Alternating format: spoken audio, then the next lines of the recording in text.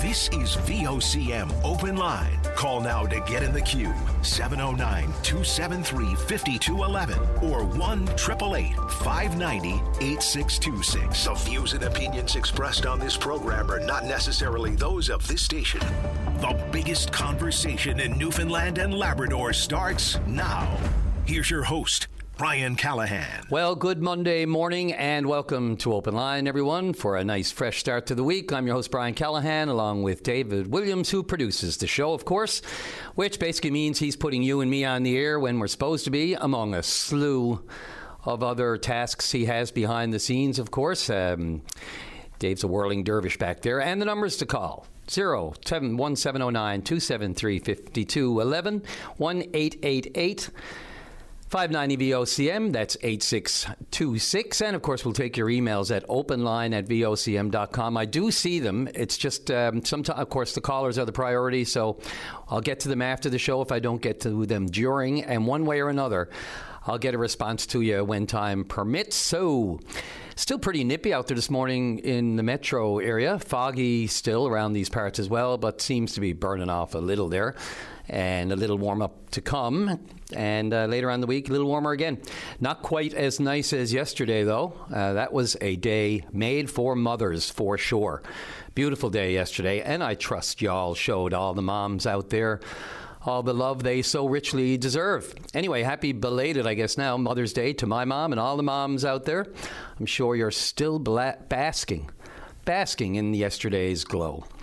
All right, how do you start anywhere other than the dominance the Habs showed last night against the Buffalo Sabres, and led, of course, by St. John's own Alex Newhook, and the solid goaltending of Jakub Dobeš, among a few others.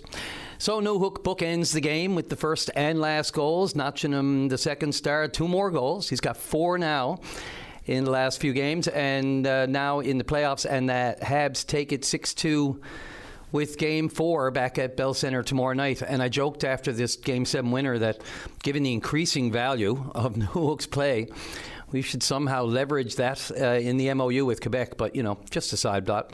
His contract might have something to do with that. But what we're giving to Quebec right now in Montreal, you know, you're welcome. Yeah, so some rather iffy refereeing, though, I will say, in the game last night. Dobeš gets intentionally run over. No other way to look at it. Looked like his head took the brunt of it. And they call it goalie interference. Okay, come again. And, you know, as far as we've come on concussions and precautions for it, just seems to be forgotten or an afterthought. So sometimes, you know, a few clear headshots last night, including Dobeš. But play on. All right. Seems to be a real double standard with this stuff. You know, if you watch a lot of sports, there's a real lack of consistency when you compare with other sports, say catchers in baseball or football players, you know, the helmet-to-helmet stuff and the blue tents that they go into. But, and I mean, just look at baseball. You see that jarring after effect when a foul tip at 100 clicks gets the catcher square in the face. And, you know, you can tell they're dazed and confused for a few seconds, even a few minutes. They give them a bit of time, you know. How you feeling? Walk around. Okay, carry on. I rarely see a catcher come out of a game just as a precaution when that happens. It always, I cringe, I have to say, when we know the real symptoms could show up, you know, sometime later. You know, are they doing enough due diligence here? I don't know. And on a related note, I heard a hearing specialist the other day talking about how he loves going to sports games, but cringes when the crowd is urged to get loud or more noise because of the damage he worries about to people's hearing. I hope he wasn't in Montreal last night because she was, the roof. I'm sure it's the building is stable, but the roof looked like it could have come off last night. And Chris Cuthbert, of course, play-by-play, mused that Alex is the toast of this province the past week or so. It's been longer than that. And also mused that he might even be converting some Leafs fans back here in this province. I don't know. Is that true? Are you switching allegiances, or are you just trying to find some room on the bandwagon? Give us a call. Let us know all about that. And good to see Mom and Dad Newhook front and center as well last night. And a ton of other proud Newfoundlanders in the crowd. A lot of Newfoundland flags outside and inside the Bell Centre. Unfortunately, Alex's sister, Abby, and her Boston Fleet squad were eliminated from the Professional Women's Hockey League yesterday afternoon by the Ottawa Charge in double overtime. Quick note, too, we just got a note that the Community Food Sharing Association, all their activities, all their operations are going to be halted today out of respect, of course, for Egg Walters, who passed away last week. So the funeral and that sort of thing, give everybody the time, not just to go to the funeral, but, to give this day to him. So, yeah, their operations, if you're wondering, are on hold today while they all pay their respects one last time to Egg. Of course, we'll be paying our respects to Egg for a long time. For sure. And, of course, the hantavirus is front and center still. And, the World Health Organization has been pretty clear on this front. This is not COVID, won't become COVID. Has just not the same situation as COVID. And that's just, not from the WHO, but that's globally officials. The consensus is there was some initial confusion about human-to-human contact, but certainly this can be passed on, as we saw with this cruise ship. And we know, of course, the plane carrying 4 Canadians arrived back in Canada yesterday, and they'll be isolating. They've been advised to isolate for at least 42 days seems to be the quarantine standard advised by the World Health Organization. Tongue-tied here a bit this morning. And I heard officials, applauding the response here in Canada, of course, saying yesterday, there were lessons learned from COVID, so we can be rest assured this is all okay. And while that may well be the case here in Canada, as we prepared for the repatriation, if you will, of the Canadians that were on that ship, it wasn't with the outbreak from the outset in general at all. This was, this got away from us, from officials in a hurry. 20 or so got off that cruise ship and went their separate ways to almost a dozen other countries 2 weeks after the initial death of one man and then the subsequent death of his wife. And yet they were allowed to get off and go around the world. And if that had been the situation with COVID, it just would have been out of hand again real quick. So what lessons had we learned? 2 weeks after the first passenger died on board. So if nothing else, it shows we're not ready for another pandemic, in my personal humble opinion. The way this was handled from the start, it's pretty clear if you look at the timelines, how people were just allowed to go, even though no one knew what it was that these people were suffering from originally. Anyway, we'd already be well behind the 8 ball, and I guess we'd have short memories, I suppose. I don't know how you have a short memory of what we all just went through, but anyway, none of the people leaving the ship yesterday reportedly had any symptoms. They have potential exposure, but there is no confirmation that they actually have the hantavirus, so that's the isolation. And the degrees of contact will differ for all, of course. So 45 days. And that anyone who was on it, of course, should be isolated the same way. But what about the places and people they encountered along the way, I guess? The people who already got off? One thing's for sure, the Uber attention and coverage wouldn't be happening if it wasn't for COVID. And just the fear and anxiety of, oh, no, not again. But again, we've been told repeatedly, this will not become that. And, the passengers, just the ones now that have been leaving, saw yesterday, U.S. covered the 17 Americans that got off and were on their way home. How would you like to be caught up in the middle of that? From anonymity, just, on this type of private exploratory cruise, next thing you're isolated, ostracized through no fault of your own, and potentially exposed to a deadly virus. Whoa. I've never been on a cruise. I don't know if it's any for a particular reason. It's not certainly because of these things. I've just never had any desire. And I mentioned to Russell on the show this morning, Russell Bowers and Jerry Lynn Mackey on your VOCM mornings, that, I used to think, well, a lot of people take cruises who don't want to fly. But then again, you do have to fly to most of these ports or these ports of departure. So there's that, although it's a shorter flight, I suppose. I don't know. Anyway, your thoughts. And and before I forget, a shout out to the staff at Provincial Court for helping me out on Friday afternoon with something for our newsroom. I'm not going to single anybody out, of course, Kayla, but you know who you are. And I really appreciate it, given I'm still making the transition, if you will, from reporter to host of this show, which I still can't wrap my head around. But, so I'm not down there as often, and every now and then I got to play a little bit of catch-up with some of the bigger cases. So for all the issues and the crunch that provincial court staff are up with these days, as we know, I appreciated their help on Friday afternoon. And let's see. And regarding the hullabaloo, I'll call it, over the appointments of Jerome Kennedy and Byrne Coffey to give legal advice on the experts panel's review of the MOU. So Premier Wakeham said he wanted to make sure and go back, to see if the other ministers of the salaries of Kennedy and Coffey. I mean, if, he said we could check with the other ministers, but that he didn't know. And that was a scrum about a week and a half ago now. So if they didn't know, if they know, why doesn't the Premier know, I guess is the question. And why pawn it off on them? And Kennedy, I'll say it again, no background in contractor utilities law that I know of. Highly intelligent lawyer. I've watched him litigate in the courtrooms for years, watched him fight the good fight at the inquiry into the wrongful convictions of 3 men in this province.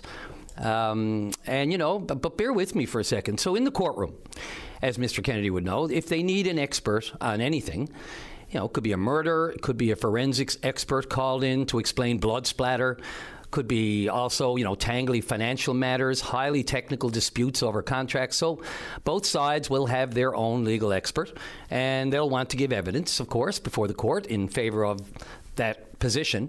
But that person still has to be accepted by the judge or justice as an expert in that field. And the bar is high for that. So they'll take a deep dive into that person's qualifications, into their expertise, before declaring someone an expert in a trial or in a case, or civil, criminal, doesn't matter. And if it was something Mr. Kennedy had to go through in a court on this one, to be determined if he's an expert, if he's qualified as an expert for this type of law, I highly doubt he would be declared an expert. Given the bar that I've seen witnessed in court, it's no small thing. They go through a pretty deep dive. And the other question is, where will Mr. Kennedy find the time for all this very important work, as we know it is? After a new trial was just ordered for his client and lawyer, Robert Regular. Well, remember this case. He was acquitted, Mr. Regular, of sexual assault, but then the Court of Appeal in this province overturned that and ordered a new trial, of which I'm sure Mr. Kennedy must be already pretty busy with, preparing for, whether it's the retrial or further appeal to the Supreme Court of Canada. He has both those options. And given the high-profile nature of that case, which Mr. Kennedy has never been one to shy away from, bit of high profile, bit of, attention for a case that, did get a lot of attention. Yes, he has more than capable co-counsel in Rosellen Sullivan, but two was always better than one. And in the words of Premier Wakeham, these are two of the best legal minds in the province, Mr. Coffey and Mr. Kennedy. So one might wonder, where in the world Mr. Kennedy will find the time for the big work on the MOU advice, the necessary time, the very necessary time to advise basically on the financial future of this province, i.e. the MOU.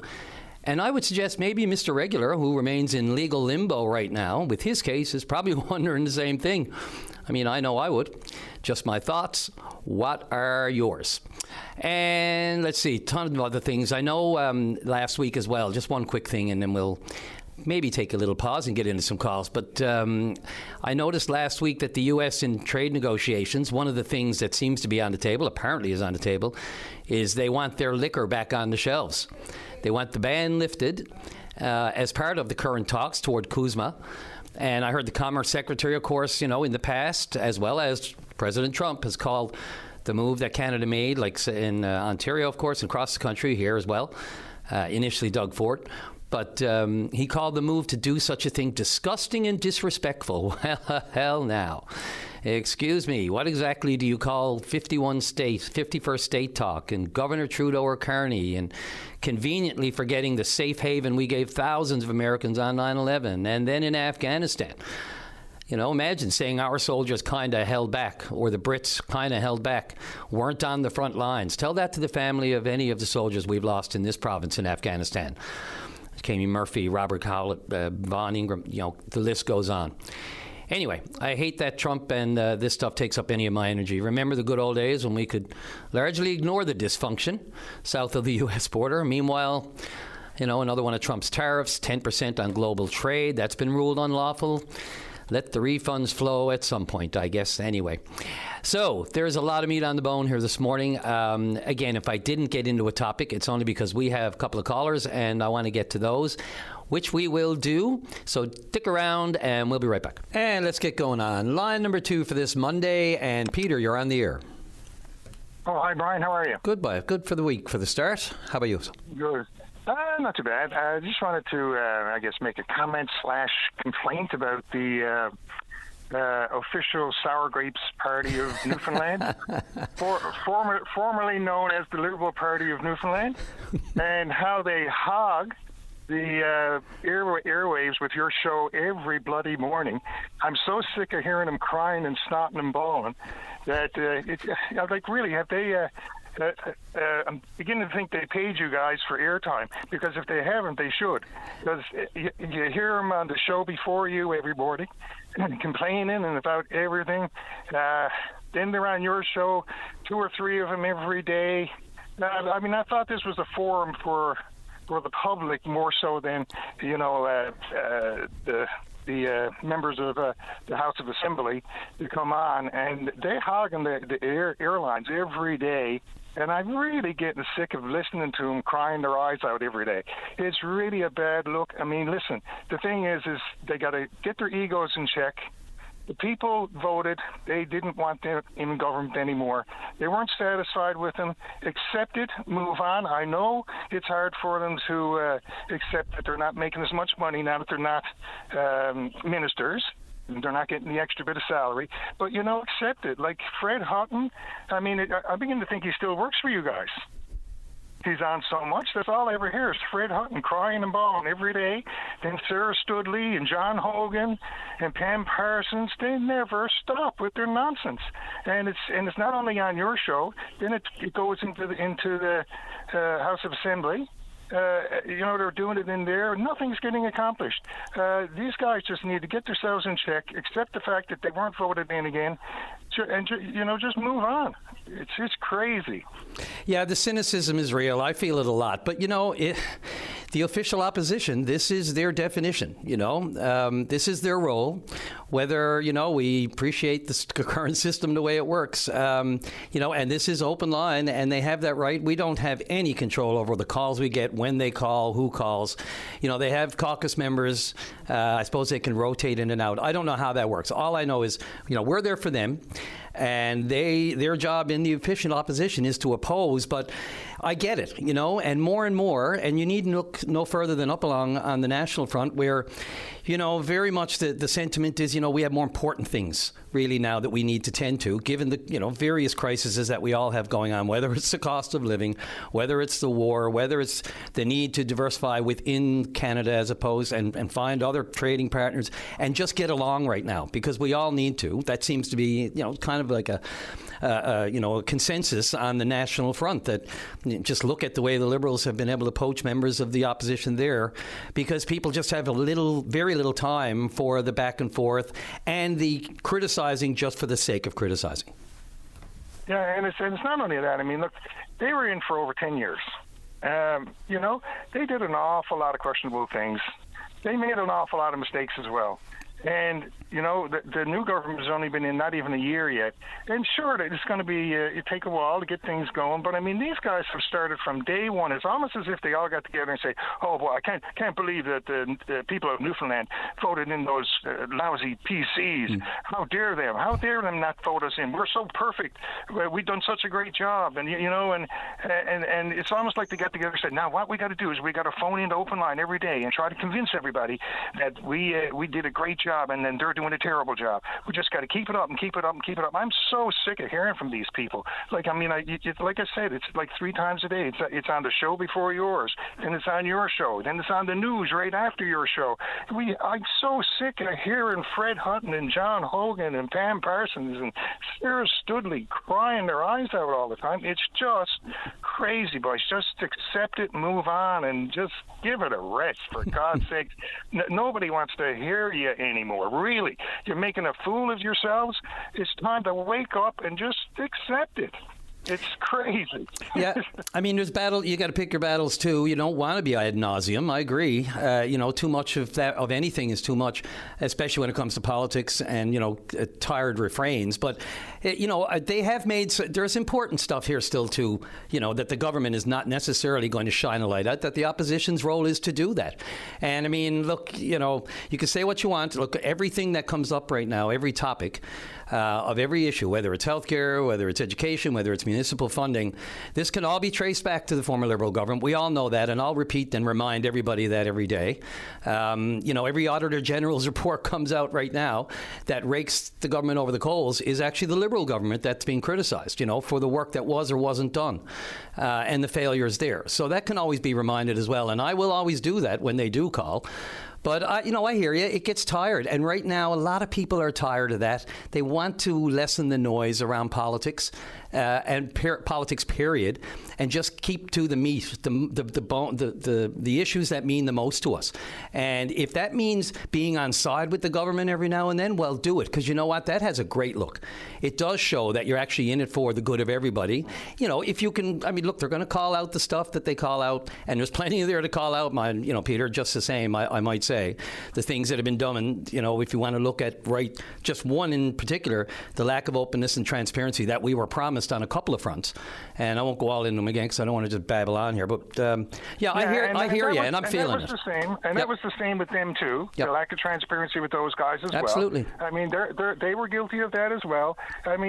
Look, hey, I got lots of tissues if they want them, because it sounds like they need them, because all they're doing is crying their eyes out every day. Yeah, and I'm not laughing at you. It's an important issue. It's just, the tissues are...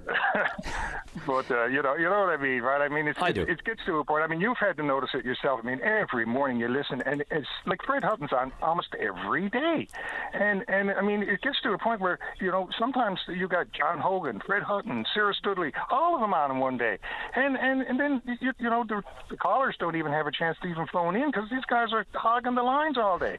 Like, boys, we heard you. We heard you the first time. We don't need to hear you 4 times. Right? Yep. That's just my point. I just figured I'd phone in because, the thing about it is they're on so much that I think they owe you guys an awful lot of money for airtime. Because the free airtime they're getting to air their dirty laundry is unbelievable. And it's not a good look for them. It's not a good look for you guys, as far as I'm concerned. And I just don't know why you're allowing it.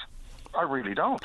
Well, I always thought that political guests were guests. You phoned them and asked them to come on. But these guys are like phoning every bloody day, and it's just nuts. It's getting to a point where it's uninteresting anymore, because all I'm doing is hearing the Liberals crying their eyes out. It's crazy. Yeah, look, and it works both ways. It's just as cyclical as the iron ore industry. You know it. Let's face we just talked about the last 10 or 11 years that the Liberals were in government. All we heard were the Tories doing the same thing. So we have short memories sometimes. These parties, when they're not in government, this is what you get. When they are in government, this is what you get.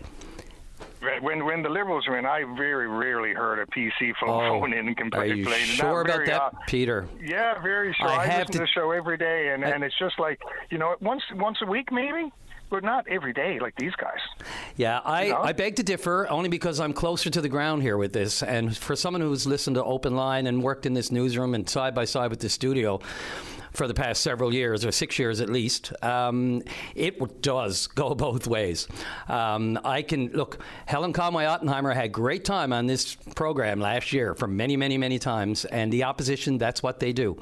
And that's their role until we change the democracy. I don't know, but just interestingly enough, I appreciate more than anything your opinion on this, because the emails are lighting up here while I'm talking to you. People totally agreeing with you. I get it. One caller says, I have felt it all myself, exactly what this caller is saying. Where I am listening, everyone says they must be lining up Fred Hutton to be the next John Hogan. Totally agree with this caller. So you're not alone, and I knew you weren't. No, I know I'm not alone, because my friend, everybody I know talks about it. It's like just ongoing, and it's just a bad look for these guys. Really, just accept it, move on. We just we want to change. And we got to change. Yep. And there it is. Well, as I'll say again, it does happen every time. I will say the Liberals. I'll say, and the NDP. It's a per capita thing. If they had as many members, I'll bet you'd be hearing them as well too.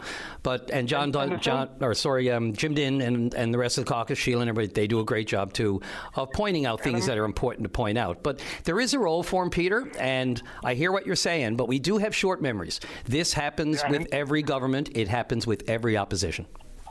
And then one last thing before I go.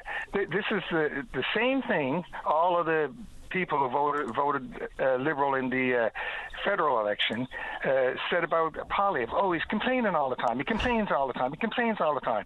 And oh, he must be like Trump because he's complaining all the time. And they're doing the same thing. The provincial Liberals are doing the same damn thing, but it's okay for them to do it. But it's not okay for people like Poilievre to do it. It's just like I don't know. It just makes no sense to me, you know? Well, like, look, it's the system. It really is. They have that ability. We have this open line, and we do try to monitor. Look, we just so you know, I mean, there's no rhyme and reason to it. We know when people have been on too much, and we try to space it out. But we want to give them their due too, because there are important issues locally, and they need to be vetted. You know, you don't hear. It's easier to, by the way, to reach an opposition member than it is to reach a government member. That's for the record. And as far as And as far as Pierre goes, you just mentioned, I almost feel bad for him these days because it's getting harder and harder for him to be relevant and find places. If he's going to go at the pipeline stuff now and everything that's happening in Alberta, we just saw Daniel Smith and Carney cozying up last week, and they're close to signing that MOU for the pipeline, even though I know all the issues that are there, but they're closer now than they were. Peter, only because I'm right at the break, I'll give you just to go for it, wrap up. And thanks I want to thank you again for the call because she's lighting up here as a result of it. Okay, good. All right. Yeah, no, I just want to say one last thing. That MOU for the pipeline going through BC, it'll never happen. Not in a million years. It'll never happen. It's all political theater just to get votes from people, just as like the gun grab is to get votes from people from Quebec. It's all political theater, and that's the only thing that government's doing right now that they said they were going to do. And it's just people need to wake up and realize that this is all political theater from this federal Liberal Party. Yeah, they're not going to get one thing from them. Yeah, I won't totally disagree with you there. I'll see it when I believe it. You're absolutely right. They said on Friday it could be happening within days. So we shall see. Well, the First Nations have to agree with it first. Exactly. And, they're not going to do it. So that ain't happening. Exactly. So, it'll have to go constitutionally. They have first say and first right of whatever happens there. And look, the majority believe. Yeah, so that's another big one too. But look, Peter, thanks for the call. Really appreciate it on this Monday. Thanks for getting her started. Okay, thanks. Take care. Bye-bye. Okay, let's see. Who's that? Sid wants to talk about the National Dental Program. We'll be right back. Welcome back to the show. Let's go to line number 3. And Sid Wolanski, you're on the air. Good morning, Ryan. How are you? Very good. I'm biting my tongue this morning because I don't want to talk about politics. Wait a minute. So I have on my screen here, is that just a really clever pun? Because I have on my screen, you want to talk about the National Dental Program. So you're not biting your tongue? Yeah, well, unfortunately, that is sort of tied, but it's not. Okay. It's important that everybody that are in the program redoes their sign-up this year. Right. They can do it in 2 ways, either going to the Service Canada site or calling the number that is provided on the slip of paper for those that are already in it. That's probably mailed to you and gives you all sorts of instructions. Unfortunately, Service Canada sometimes can be a little bit of a task to get into. But it's very important that anybody that wants to continue on the dental program should get in and re-sign up. And you have to have one little caveat taken care of first, and that is you have to file your taxes. Right. And by the way, so once your taxes are filed. While you're saying that, Sid, while we talk about the number, let's just say the number. It's 1-833-537-4342. Now, I know not everybody had a pen or pencil in their hand, so if you need that number, just give us a shout here. But sorry to interrupt. Go ahead. Yeah. No, great. I'm glad that you mentioned the number because right now I'm in the car and I don't have access to the number. So yeah, no worries. So it's, I've been approached by several dentists in different areas saying that a lot of people don't realize that they have to redo this every single year. So it's important that you get out and re-register for the program. Absolutely. And just as a reminder, so this is the National Dental Program, of course. Yes. Basically, you have to have residents with a household income under $90,000. It can manage the cost of dental care, but of course you can't have like your own private private access or work-related coverage or anything like that. This is for people who don't have coverage, and it goes down too. So you must be a Canadian resident, no access to dental coverage. Families with income under $70,000 have no co-payment, and then it goes down for that. So if you get below a certain level, then it's 40% co-payment, and if you go higher again, it's 80%, and 60% co-payment, and on and on. But I agree. I don't think I even considered that it does have to be renewed every year. So that's a great point. Yes, and it is sometimes a bit tricky to get into the Service Canada site. They've got some sort of new identification program.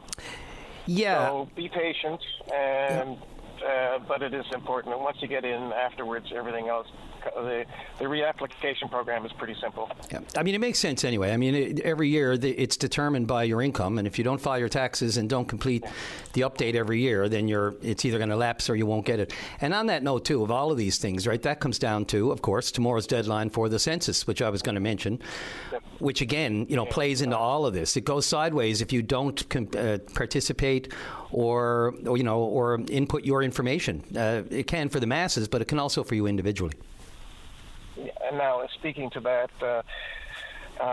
there has the mail system. I don't know if it's gotten out everything. I know I haven't received my census program yet. Oh. And I don't know is this a full census this year? Yes, and I've received mine, I'd say maybe 2-3 weeks ago in the mail. And tomorrow's the deadline. Now, I should say, it's a deadline, but there's no, they're going to be pretty flexible on this. Ultimately, you're harming yourself, your personal circumstances if you don't participate. Yeah, and, for a lot of seniors and persons with disabilities, these are important programs because, what's going on out there and the cost of things today, these programs help a lot of people in the marginal areas. And I have to say it's a program that allows you to have emergency dentistry. It allows you to get fillings, and twice a year you get cleanings. So there's a lot of preventative medicine involved in the program, which is fantastic. Yeah, like cleanings and fillings and extractions and exams and X-rays, endodontic, all those kind of things. It's actually administered by Sun Life. And your dentist does have to participate. But all that information's there. If you're already in, the most important thing, as you said, is to make sure you gotta go out and get it signed up and get it ready. Yeah, again. Just one more little tiny thing, if I might. Yes, go right ahead. And then I'll let you be for the morning. Just a quick comment out there. So far this year, we've the coalition and the community itself have gone through. We've got Disability Advocate is on the go. The government is talking about core funding for disability groups, community groups, the NGOs of the province, so that they have the ability to do the work that, we've been, shall we say, trained through years of doing it with nothing to look forward to. Now, the third thing, which we haven't heard yet, and I want to sort of put it in everybody's ear, is the change of the 1981 Building Accessibility Act, which is a regressive act, and hopefully we're going to get that changed. So we'll have a great year with 3 major things done in our community. And you were talking about, when you said the coalition of persons with disabilities, of course. Persons with disabilities, Newfoundland and Labrador. CODNL, yeah. And just so you know, while we were talking, a couple of emails. One of them, she did the renewal dental information by phone and says they were great, no waiting at that number. Oh, yes, and that's, absolutely. And that's, shall we say, doing it online, it's going to take time. Doing it by phone is going to be easy for those people that need it. Yeah. No, absolutely. And for those people that need it, as you said, if you have the time to just take a quiet moment on the weekend, sit down and do it online and just see how that works, that's fine. It never hurts to do that either, to get used to using that system, because God knows, one of these days it might not even be a toll-free number. Who knows? The way things are going. This is true. Don't forget the end date for this is June 1st. If you don't apply by June 1st, you will have to resubmit and go through the process of getting back into the program again. Very helpful. Sorry, I forgot. That's great to add on there. I didn't have that date in front of me, so thank you for that. You've been pretty good with all the information. I do appreciate that. I'm catching up a bit here. Yeah. Well, welcome to the program, and hopefully in future we'll have lots to talk about. Good things. Absolutely. Absolutely. Thanks. And I really appreciate that. Sid, thanks for calling in and bringing this one to light and just being part of the whole thing. You know, your calls like yours are really sort of helping me sort of wade into the waters here. So I really appreciate it. Yeah. Well, I wish everybody a happy spring now that we got the sunshine, and I'll speak to you later on in the year, shall we say. Absolutely. Thanks a lot, Sid. Appreciate it. Take care. Take care. Bye-bye. Bye. And Dave just mentioned in my ear that while I was still talking to Sid, lots of people calling for that number again, and the June 1st date is pretty important too. I'm glad he mentioned that. The number again, 1-833-537. I feel like I'm calling bingo. 4342.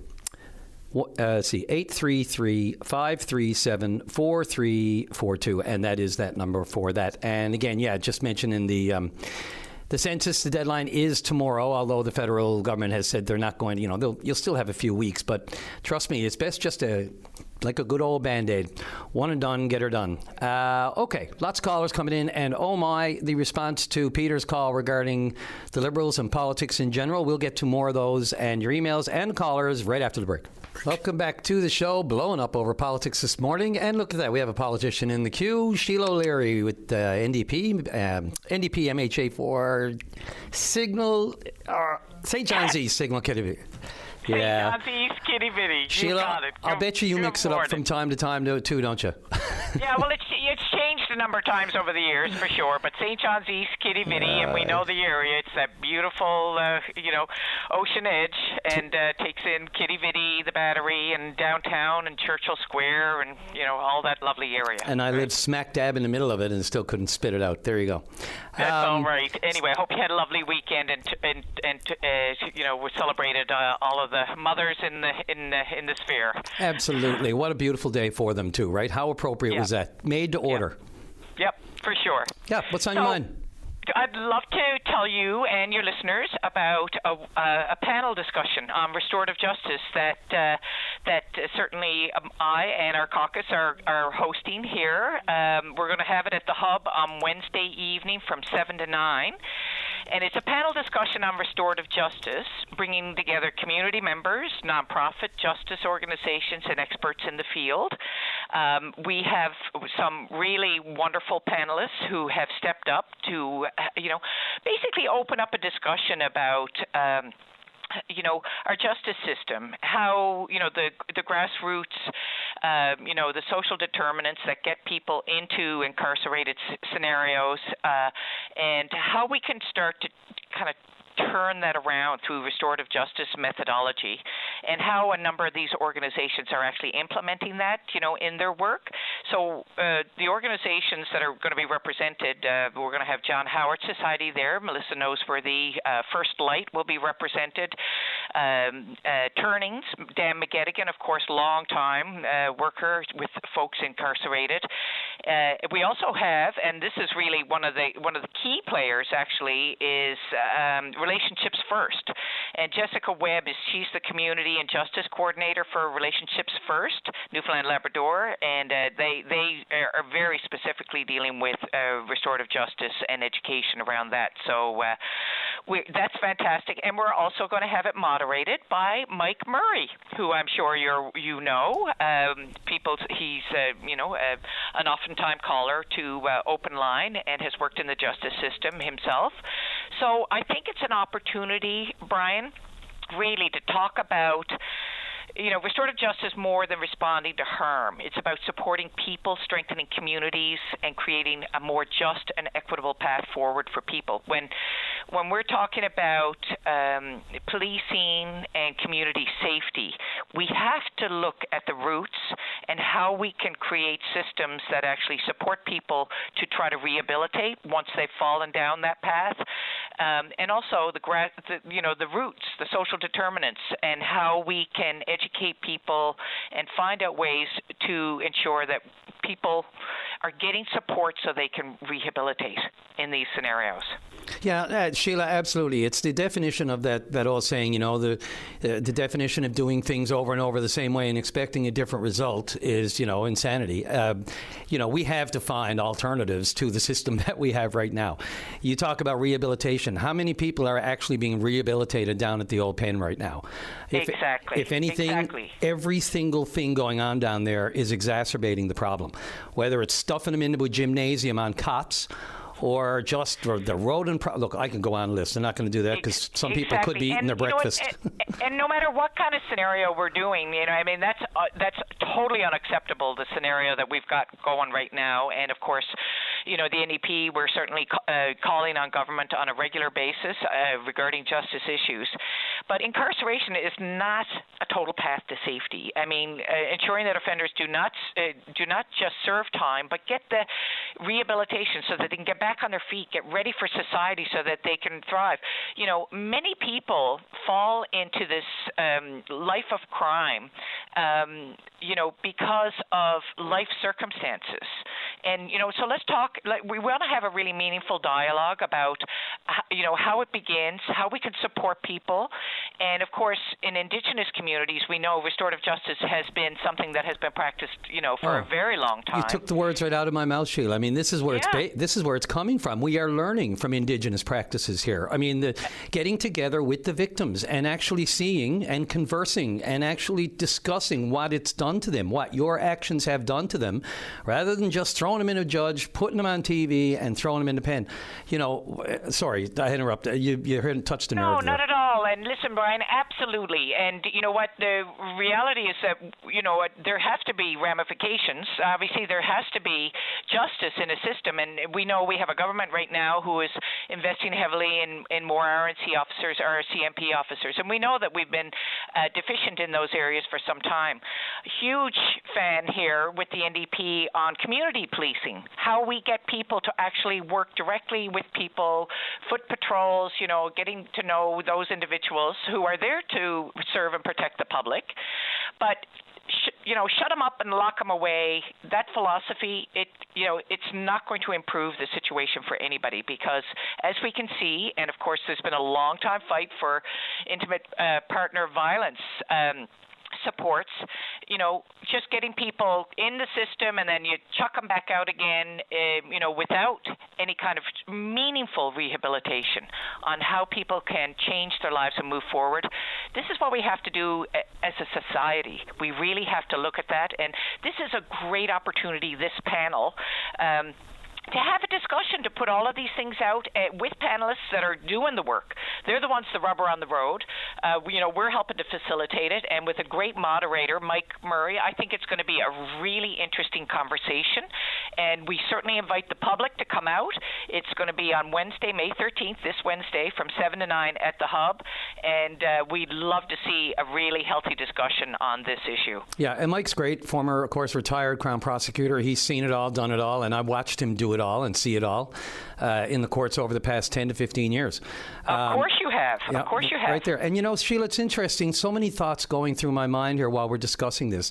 The whole victim-offender dialogue that just doesn't occur. The most that happens between the victim and the offender, and we just went through this with the Marcus Hicks case, is they're brought in and out for the appearances and for the sentencing and for the trial, all the formalities in the court, no informalities, it's all formalities, and the most connection they have is the point where the judge says, do you have anything to say on your behalf or to the victims? And they may turn around, they may say something, it may be heartfelt, they may have something written. I'm not saying it's not heartfelt, but when it becomes a repeat offender, over and over and over, and that's the only connection they have with the victim, as opposed to this, where you actually sit down, you're forced to see exactly, practically, really, literally, what your actions, what your crimes have done to victims. It's just so necessary. If they have a conscience at all, and I believe most do, they're just lost in the system. Exactly. And you know what, look, and we just need to explore how we can build stronger, more compassionate systems that are, obviously holding people to account, as you've talked about, but also healing and how we can move people forward, because we don't want our population to be lost. A lot of these people start in a life of crime from a very, very young age. And when we're seeing, Brian, I'm talking to you. You've been down there reporting on it for a very long time, but I've been living it certainly in the downtown core for a very, very long time of the city, and seeing that the circumstances, some people, the unfairness of circumstances that people are raised in, and how you can almost see the writing on the wall. So looking at ways that we can create more compassionate systems, how we can focus on restorative justice approaches that strengthen our communities, and will help so many people. That not only the people who are in fear of and the need of being protected, but also there are children, our neighbors. There are people in our community. There are family members, both on the victim side, but also the perpetrator. So these are all people in our community. So how do we make a better society? So this is going to be a really great discussion. I'm really looking forward to it, and really happy to host it. And as I said again, Wednesday 7 to 9 at the Hub, and there's going to be great panelists there who know much more than I do to have a discussion on restorative justice, and with a great moderator, Mike Murray. I'm sure it's going to be great. Absolutely. And by all means, we would welcome you or Mike or anyone to the program, even on Wednesday, if you want to just remind people, but most certainly in the aftermath to talk about, the participation, the views, and the consensus coming out of that. I mean, I've got a couple of emails here suggesting that it just raised, there are issues with restorative justice as well, and I'm right almost to the news, so I don't have time to go into all of it, but getting lots of emails on all of that. Okay. So a little bit of pushback, but other than that, honestly, most of it's dominated here now by the politics of the Liberals. But I hope you don't take any offense. We haven't heard the NDP mentioned in this bit about, I haven't seen many emails. I hope you don't either take offense to it, or you're happy to not be criticized or called out for criticizing too much. Oh, yeah. Well, listen, you know what? My job is to be a critic. That's it. My job is to be a critic, is to hold the government to account, to represent my constituents in St. John's East Kitty Vitty, and for equitable practice in our government, and to make sure that we just talk about affordability. Yes. It's the main thing that's impacting everybody. More and more. And I couldn't agree with you more on that either, Sheila. Okay. Yeah, so thanks again, NDP MHA for St. John's East Kitty Vitty. Sheila O'Leary, thank you again. Thanks so much. All right, take care. We'll be in touch. Yes, sir. Bye-bye. Bye. Okay, right on the news. Ralph's got some issues with the mental health and addictions facility in St. John's. The more I think about who doesn't, right after the break, right after the news. And welcome back to Hour 2 on this Monday edition of Open Line. Right to line number 3, and Ralph, you're on the air. Hi, how are you doing? Great, sir. Thanks. How are you today? I'm not at my best today, but I'm not at my worst either. I'm calling with respect to the mental health system here in Newfoundland in particular. Mm-hmm. And I'm speaking from a personal perspective. I've gone through the mental health system. I'm still going through it. And I'd like to maybe speak upon some of the problems with the health system. And I don't know how it can be improved, but definitely compared to Newfoundland, compared to, say, if a person had to seek mental health in another province like Alberta. Right, sure, absolutely. Share your, what you'd like to, or I'm sure anything can be helpful at this point, because I have had more than enough calls expressing frustration with the way it works over there. Yes, I bet you have. I bet there have been a lot of people who have been through it themselves. And just to give you a little personal history of myself, I wasn't always really, really sick. I'm an older gentleman now, and I've managed to raise a family and have a career and carry on society and do those type of things. But right now I'm at a situation where medications don't seem to be working, and nothing seems to be helping me out. And really what I need probably is to get into an hospital, and be under care for 2 or 3 weeks, and maybe have some more serious treatment, like even ECT. But I have gone to the PAU expressing my feelings and expressing my thoughts upon how I felt, and the first thing that somebody will ask you anytime, any counselor, anybody, is they'll say, "Are you suicidal?" And most people say no, they're not suicidal. But if a person does happen to say that they're suicidal, then that person should get some help from somebody. And I've been told, well, Rick, if you're sick, go to the PAU. They'll help you.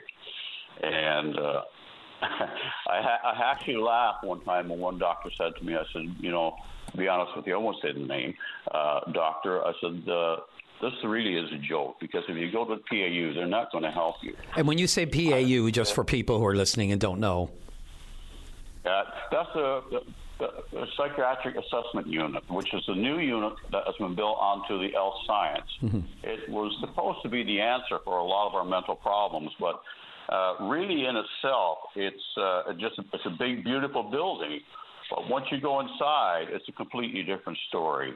If you go in as a patient, you say, I'd like to see a doctor or a nurse at the PAU. And they will say, hold on a second, and they'll send up a security guard to walk you down. You then walk 10, 15 minutes. You're walking, it seems like miles, but obviously it's not miles. But, you go up over an elevator, you go across an area, you go down an elevator, you walk through different units. And finally, you get to a room on the back of the hospital, which is called a PAU. Now, this is supposedly where, the big money was spent. But it's still the same problem that we've had probably years ago. And I can't speak to years ago because I wasn't in that situation, but I know we've had a lot of problems, and it's hard to get help. Yeah, the bricks and mortar of a new building, the building that itself was never going to correct the issues we've had, whether it was the old Waterford, of which I grew up right next door to, or the new facility. Yeah. It's the staff, it's the approach, it's the methodology, it's, we continue to evolve amid, in my opinion, a mental health crisis. Like I reflect just back on last week, Ted Turner.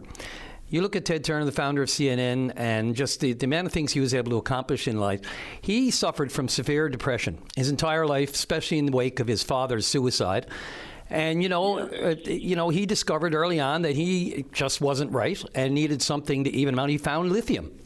Now, I'm not saying lithium is, but it's been, needless to say, I mean, it's a highly effective, that's been a long-standing, a go-to for bipolar, different treatment-resistant major depression, that sort of thing.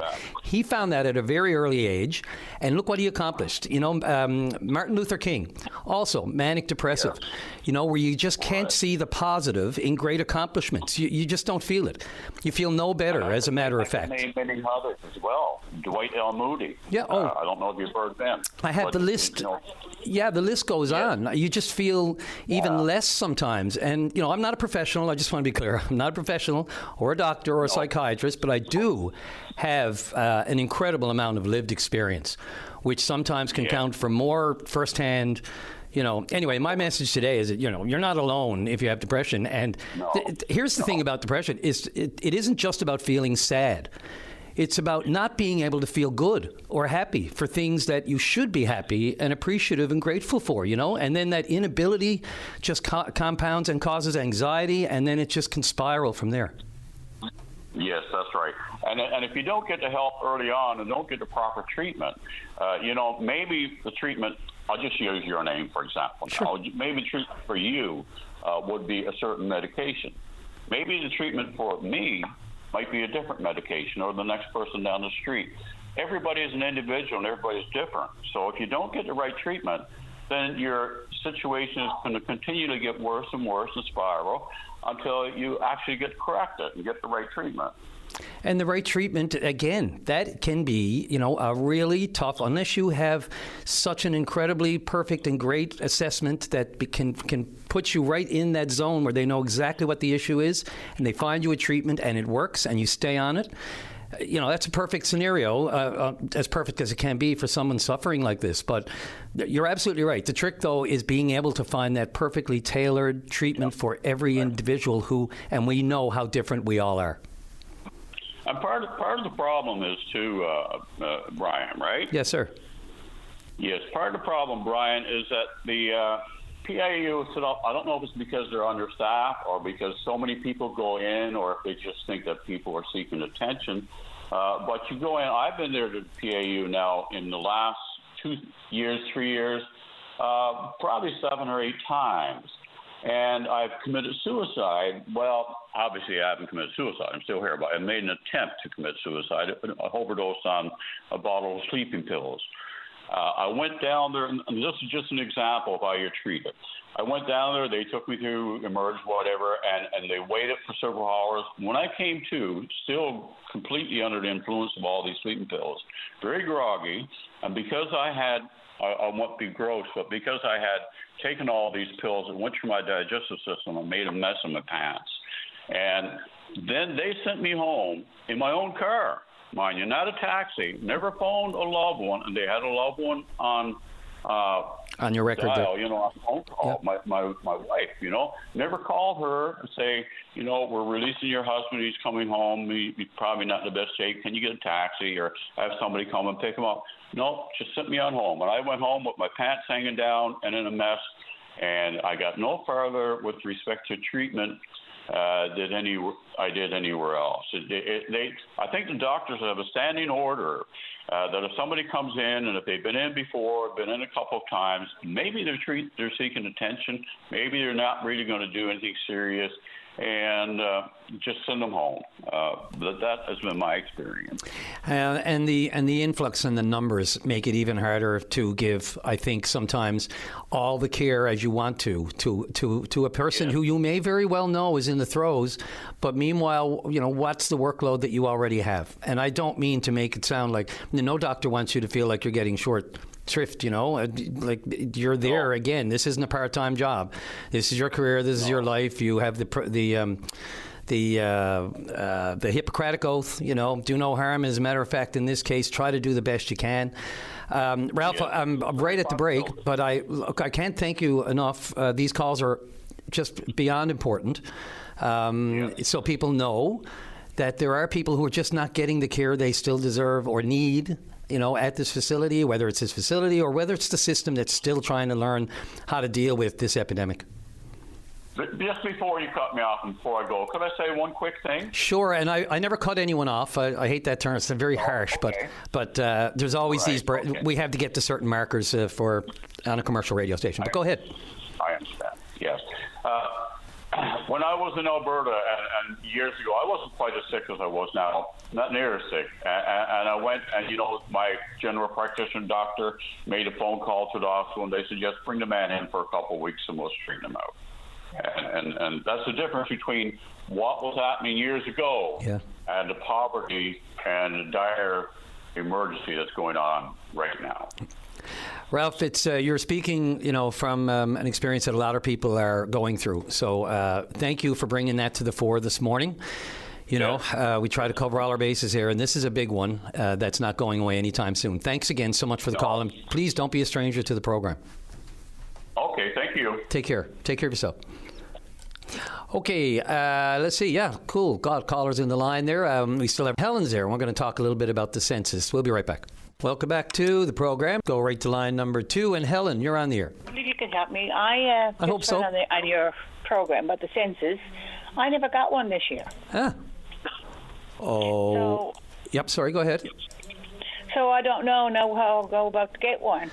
They said you can fill out to get it. You gave me a number, but I called in and it's for for the dental clinic, and I had that filled out already. Oh, no, I can give you a different number that should help you. Okay. This is the toll-free help just for census. Now, this isn't, I know there's another number. They're quite similar, the 833 numbers. You just gave me one, 833-537-4342. Nope, I'll give you the correct one. Okay. 833. 833. 852.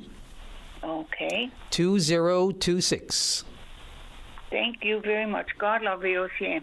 Oh, well, thank you. Love it too. And the people that run it, I have it on all the time. Thank you very much. Well, we love you too. Thanks a lot, Helen. Appreciate it. And good luck if you have any issues with it. There should be plenty of time. I mean, they're not rapping knuckles and finding people for this right away. It's they're going to give people a few weeks more. I had my knuckles rattled when I was in school. Yeah. So did I. That anymore. So did I, along with. So did I, along me behind. But then that's another story too. Yeah. Put your hand out and get strapped with the non-strap on our waist. Or the brothers. Or the brothers, yeah. Go home with blisters, and my father would say, well, you must deserve this, because the Catholic nuns wouldn't do that. But back in the day, it's amazing how they... Oh, yeah. Now we know what they used to do. Okay, goodbye. Very good. Thanks, Helen. That's another topic for another day. Hey, thanks so much. I think she was saying goodbye. Sorry about that. Let's see. Let's go to... Where am I going, Dave? 5 or 4, 6? 6. Let's go to line number 6. And Wayne, you're on the air. Good day, Brian. How are you doing? Pretty good for a Monday, Nice bit of sports and relax over the weekend, and great Mother's Day, all fresh and renewed and feeling spring-like. Come on, weather. Well, I've been listening to you. I think you're fitting into the chair there pretty well, so you'll be okay, I'm sure. I really appreciate it. People talk about the big chair. Just for all transparency, I never sit down. I'll get too comfortable, so I'm a constant stander. Yes, right. Well, we missed the old guy from there. I guess he decided to take a job with the government. But anyway. Yeah, there's 16 years, so, we'll try to, we'll move on to the next stage here. It's not easy after a 16-year run, a great run that it was, but onward and upward. What's, you want to talk Middle East? The thing on my mind today really is the Middle East, and more specifically what is happening to the Palestinian people. Mm-hmm. And this is brought on by, or continued by, Benjamin Netanyahu, who seems to me, my belief is that he's hiding behind all the newscasting that's going on about Iran, and carrying on with his disposition of the Palestinian people. And it is a shame, really, what is happening there, and a bigger shame that the rest of the world is either asleep on the issue or not paying the kind of attention we should be paying to what is happening to people of Palestine. I think their land is taken, driven off their land, their possessions taken by the Jewish people, and we don't seem to be able to intercede to the level that needs to be done to prevent this from happening. Well, in many ways, Iran's been the protector for years, whether it's through their proxies or whatever. And, it is a maelstrom. The problem we have really right now, historically is one thing, but the problem right now is information.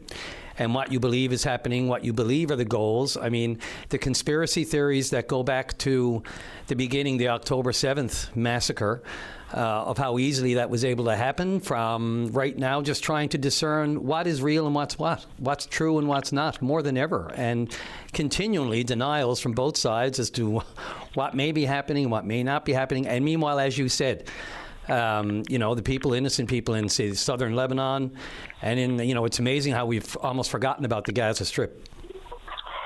We have forgotten about it, and the propaganda that comes out of the Israeli system there seems to befuddle the rest of the world and has blind many people to what has really happened.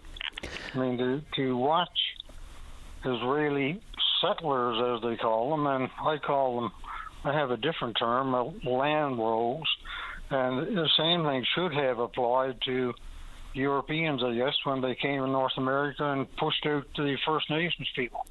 But the process is the same. You come in with your belongings and the group, and you push people off their land and take it for yourself. And this is what is happening in Palestine, except this is modern day stuff, and we know what's going on there because it's been reported on, and unfortunately 260, I think, media personnel now have been killed covering this war, killed by the Jewish military in direct intended killings pretty well, all of them, to prevent the world from seeing what's actually happening there. But it's difficult to ignore what is happening there because with the limited reporting that we are getting, and I don't think it's distorted or twisted into a lie at all. I mean, you'd be blind not to see the images and see the pain of the people there, Palestinian people that are suffering from the treatment they're getting. Wayne, only because I'm right at the bottom of the hour, and I want to make that perfectly clear on this topic because it is the most polarizing topic through historical means that I can think of off the top of my mind, going right back to the Iron Age, when immigration, people then began immigrating from northern Africa to those areas, including Palestine and the Middle East and other countries and all the different sects that were moving into that area at the time before and while indigenous, proof of indigenous was already there. So it's almost sometimes people stop me and say, who was there first? And is that where this lies? Well, it's not that simple, but it is one hell of a complicated situation. And you are... You take your chances by taking a side, put it that way. And there are both sides, legitimate sides. If you have one country that refuses to let go of a nuclear weapon that they insist they have to destroy another sect of people, and then another sect of people that continually seem to be, allegedly and otherwise, and proven to take over land or resettle in those areas, it is forever and a day. And then all of that exacerbated by the October 7th. You really have to be close and check your history. Before you speak with... I took it upon myself to get a little bit of education because clearly we don't live over there. I've never been on the land over there, but there's written records that you can read. One book in particular that I found necessary to read is called The Ethnic Cleansing of Palestine. And I think if you read that book, and this book was written by a Jewish historian, and I think you can believe, even if you believe only 90% of it, you will get the idea of what is actually happening and why it is happening to the Palestinian people. The thing that befuddles me is why the rest of the world, I know the rest of the world's got its own challenges too and its own daily problems to work on, but nothing really is being done for the people of Palestine to the extent that needs to be done. And it's a criminal shame, and this is all put on the Palestinian people, driven by a war criminal or two, Netanyahu, and backed up by Donald Trump, of course. And it's unbelievable, really, and very, very sad. It's a sad part of our human history, and probably equal to the Holocaust at the end of the day. At the end of the day. Wayne, I'm, as I mentioned a couple minutes ago, I'm really on the break, or at least that little pause we have to take. I appreciate your call, and I have no doubt that there may be some opposing views, or at least some views that we can add to the topic to carry it on. But it's... I'll give you a sec there just to wrap up. I'd like to hear the justifications for what is going on in Palestine. I think I'd be hard to be convinced that the Palestinian people are not being ill-treated. Anyway, I'll let you go. I'm an infrequent caller these days, welcome line, but listen all the time, and I will continue my opposition on behalf of the Palestinian people, what's happening to them. And your opinion is welcome, just like everybody else's on all sides of this very, very difficult topic. Thanks so much, Wayne. Don't be a stranger. It's great that you listen a lot, but welcome your calls all the time. Thanks so much. Okay, Brian. Okay. Enjoy your new job. Thank you. I am. Thanks. I really appreciate that. Thanks a lot. Okay, let's see. Who do we got now? Erin is in the queue, and she's going to respond to Ralph. And we got lots of questions, more questions about the census. I'll fill in some of that. And your emails on the Liberals and the opposition, some pretty good ones there. I'll get to those in just a minute. We'll be right back. And welcome back to the program for this Monday. Let's go to line number 4. And Erin, you're on the air. How you doing, Brian? Good, pretty good. Thanks. And how about you? I'm a bit nervous. This is my first time calling in. I'm nervous every day, so join the club. If I don't get nervous, there's something wrong. Yeah, slightly. Yeah. I'm calling in about the mental health topic you had on there. Yes, I think your Ralph was calling. Yes, my mom has been dealing with mental health her whole life. She's been in and out of the hospital. There about 4 years ago, she had an incident where she got really sick. She has bipolar and MMD. Her sister and myself, which is my aunt, very close, she's here with me right now, we had to bring her to the hospital 10 times to emerge to get her admitted before they would even look at her. The woman, I mean, clearly we're her family. We didn't know, like, we know how she is day to day. They kept telling us there was nothing wrong with her, kept saying she was perfectly fine. I mean, this woman was a teacher for 30-odd years, didn't know me, didn't know how to take her medication properly. I mean, getting dressed, like, just a daily task like that, I mean, it just took her. And, I mean, we sat there struggling, you know, trying to get them to express to them, you know, I mean, this is not the woman we know. I mean, she has a mental health crisis. She needs help. So, I mean, what is the problem? You guys can't take her and, you know, give us back and give me back my mom.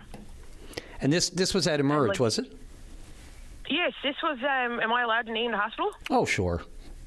Okay, this was at the Waterford. Yeah, I mean, these are the public these are the public facilities, and absolutely, you know, yes. your first-hand experience. Go ahead. Sorry. And now when we finally got her into the Waterford, she was there for, God, I'd say maybe a month or two for sure. You know, we got her in. They started to give her a bit of help, you know, and gradually time went on. We got a phone call, and they said, you know, we feel that she is able to come home. So myself and my aunt, we went and, you know, we had a discussion with the doctor, and we sat down with Mom, and we knew, like I said, I mean, she still wasn't herself. So they discharged her, and we refused to take her. We said, like, listen, she is not well. I mean, the woman was calling us every day saying that the hospital was going to heave her out. She's saying that the police were going to be called on her because she wasn't in her right mind. She had to leave. I mean, clearly a woman, like I said, that was a teacher in her, you know, present state right now. She's in her right mind. Mm-hmm. I mean, who would call and express that the doctor was going to do that? Hey, it's tough because every single one of these situations is different, but you know yourself whether or not it would have been the most appropriate thing, especially for your mom. I mean, you only want the best, but, you know, when there's anything... I mean, here's a woman 79 years old now. I mean, she fell and broke her hip now besides that, and that kind of made a bit of a oomph on her mental health as well, but she had went into a delirium state. Now, thank God, knock on wood, she came out of it. But I mean, in all, I mean, the mental health is crap. And it seems like the older you get, they don't give a crap. Like, they're just like, you know what, here's what we can do, you know, take it or leave it. They send you home, the family has to deal with it. I mean, I did my best. I mean, I'm in my 30s, I got 2 kids. Her sister's in her 80s. I mean, she's in better health than Mom. But I mean, the thing is about it, I mean, sometimes this mental health crisis, I mean, they need to sit down and see what's going on. Like, I mean, families can only preach so much, but I mean, they're supposed to be there that we can go to them and get the help for them that they need. You can only hope, you know, and if you go away feeling that someone didn't care, sometimes you can go in, just not get exactly what you wanted, but feel like they actually care. They just don't either have the staffing or the understanding to do what they need to do. And that's a tough situation when you're supposed to have sympathy for them, but the situation you're in, you know, there's no time to waste, and you know, it's your mom. So what are you going to do? You're going to do everything in your power to get what you want for your mom. And the situation right now is you can't get what you want for all your loved ones because the capacity levels are an issue. The new building is fine, but as we just heard from other callers, you know, I have an email here I'm looking at now, and I just want it's pretty personal, but it speaks a lot to what you just described. You know, the amount of times you go and not get. You know, you get short shrift or you don't get the understanding. And I mean, this is the other thing too, like when she had her hip broke and went into the delirium phase, I mean, that woman laid in bed, literally like a vegetable. We had to try to feed her, try to clothe her, all this. I mean, they used to bring in her trays, lay them on her table, think that she was going to eat them on herself. But again, here it was, me and my aunt had to try to feed her. The woman couldn't sip out of a straw. She couldn't eat off a spoon. She used to take the food and spit it out at you. I mean, we, like I said, went from a person that was a teacher to a complete vegetable, and all they did was look at us and say, she's fine to go home. Yeah, and you know what, Erin? It's a really sad and hard part for you or a family member is that you don't even know that person, and you're trying to relate to the staff that this isn't our dad, this isn't our mom, this is not what they do. They're in delirium. And look, I'm not going to always insert my firsthand experience, but I went through this with my father. He suffered a stroke at the beginning of COVID-19, right at the beginning of COVID, that like within a week when the shutdown occurred.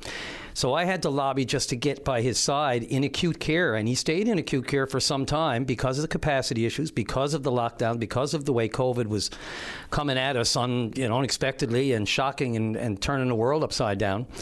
And delirium is just such a scary you don't know that loved one anymore. You just don't know them. They're doing, like, throwing things. They're physical. It's because either an infection or some kind of other issue that's exacerbating the already existing mental health issues. And it's the scariest thing. And it's sad because, I mean, they're looking at you saying, oh, well, we feel like we did the best we can do, but we're sat there in the seat and we're saying, this is not who this person is. Like, this, we need help. And the problems with being in the wrong setting, of course, whether it's acute, whether it's, again, in the mental health setting, or whether it's in long-term care or whatever, that's the other issue. We're having too many people are still in acute care beds who are suffering from mental health. That's one issue. Exactly. And a myriad of other issues where they're just in the wrong care setting. And that's what's causing such a strain on the system. It's causing strains on staffing. It's causing strain on across the spectrum. Yes. Not to give extremely agree. Yeah, not to give such a negative view of everything, but boy, it is what it is.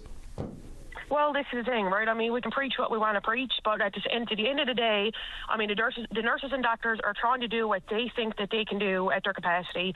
I mean, I'm all for them. Like, okay, I know you're trying to do your best, but I mean, at the same time, we're trying to do our best for our loved ones, and we're trying to speak our mind so they can get to better help. Absolutely. Aaron, look, I appreciate the call. More and more, I'm getting lots of emails too. So I know this is a difficult topic. It's very, very sensitive and very personal topics, of course.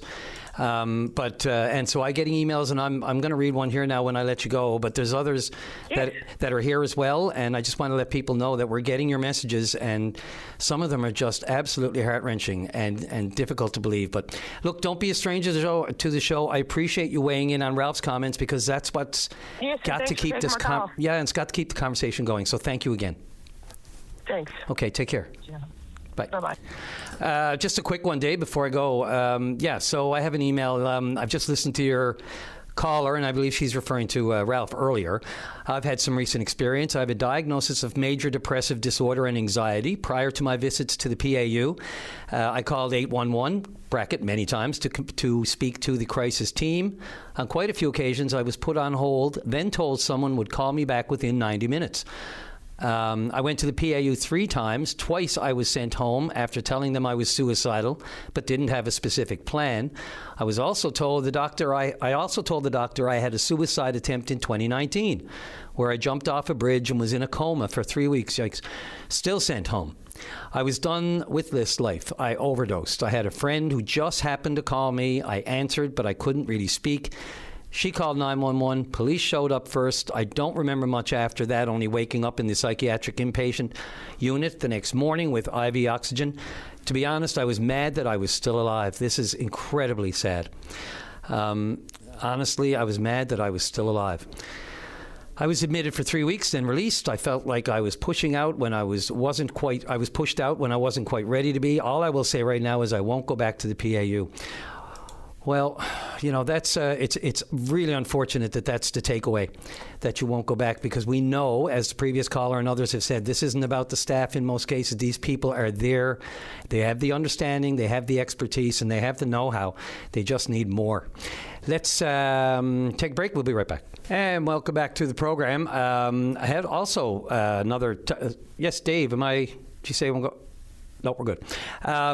Not sure if anyone noticed this over the last few days, but slowly but surely, a lot of information on close encounters, shall we say, of the third kind, or what kind. I don't know where you all feel on this one. I firmly believe we're not alone, but the information coming out of the U.S., and it was fast-tracked by the president. Trump wanted all this released. I don't know if it surprises people or doesn't surprise people.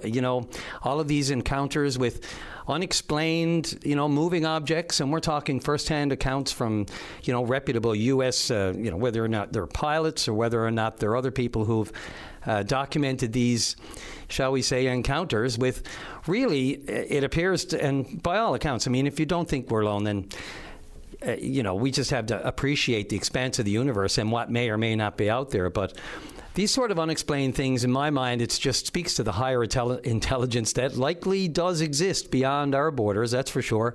And when I say beyond our borders, I mean our atmosphere. Some of the unexplained situations, and we can go way back to earlier years, of course, whatever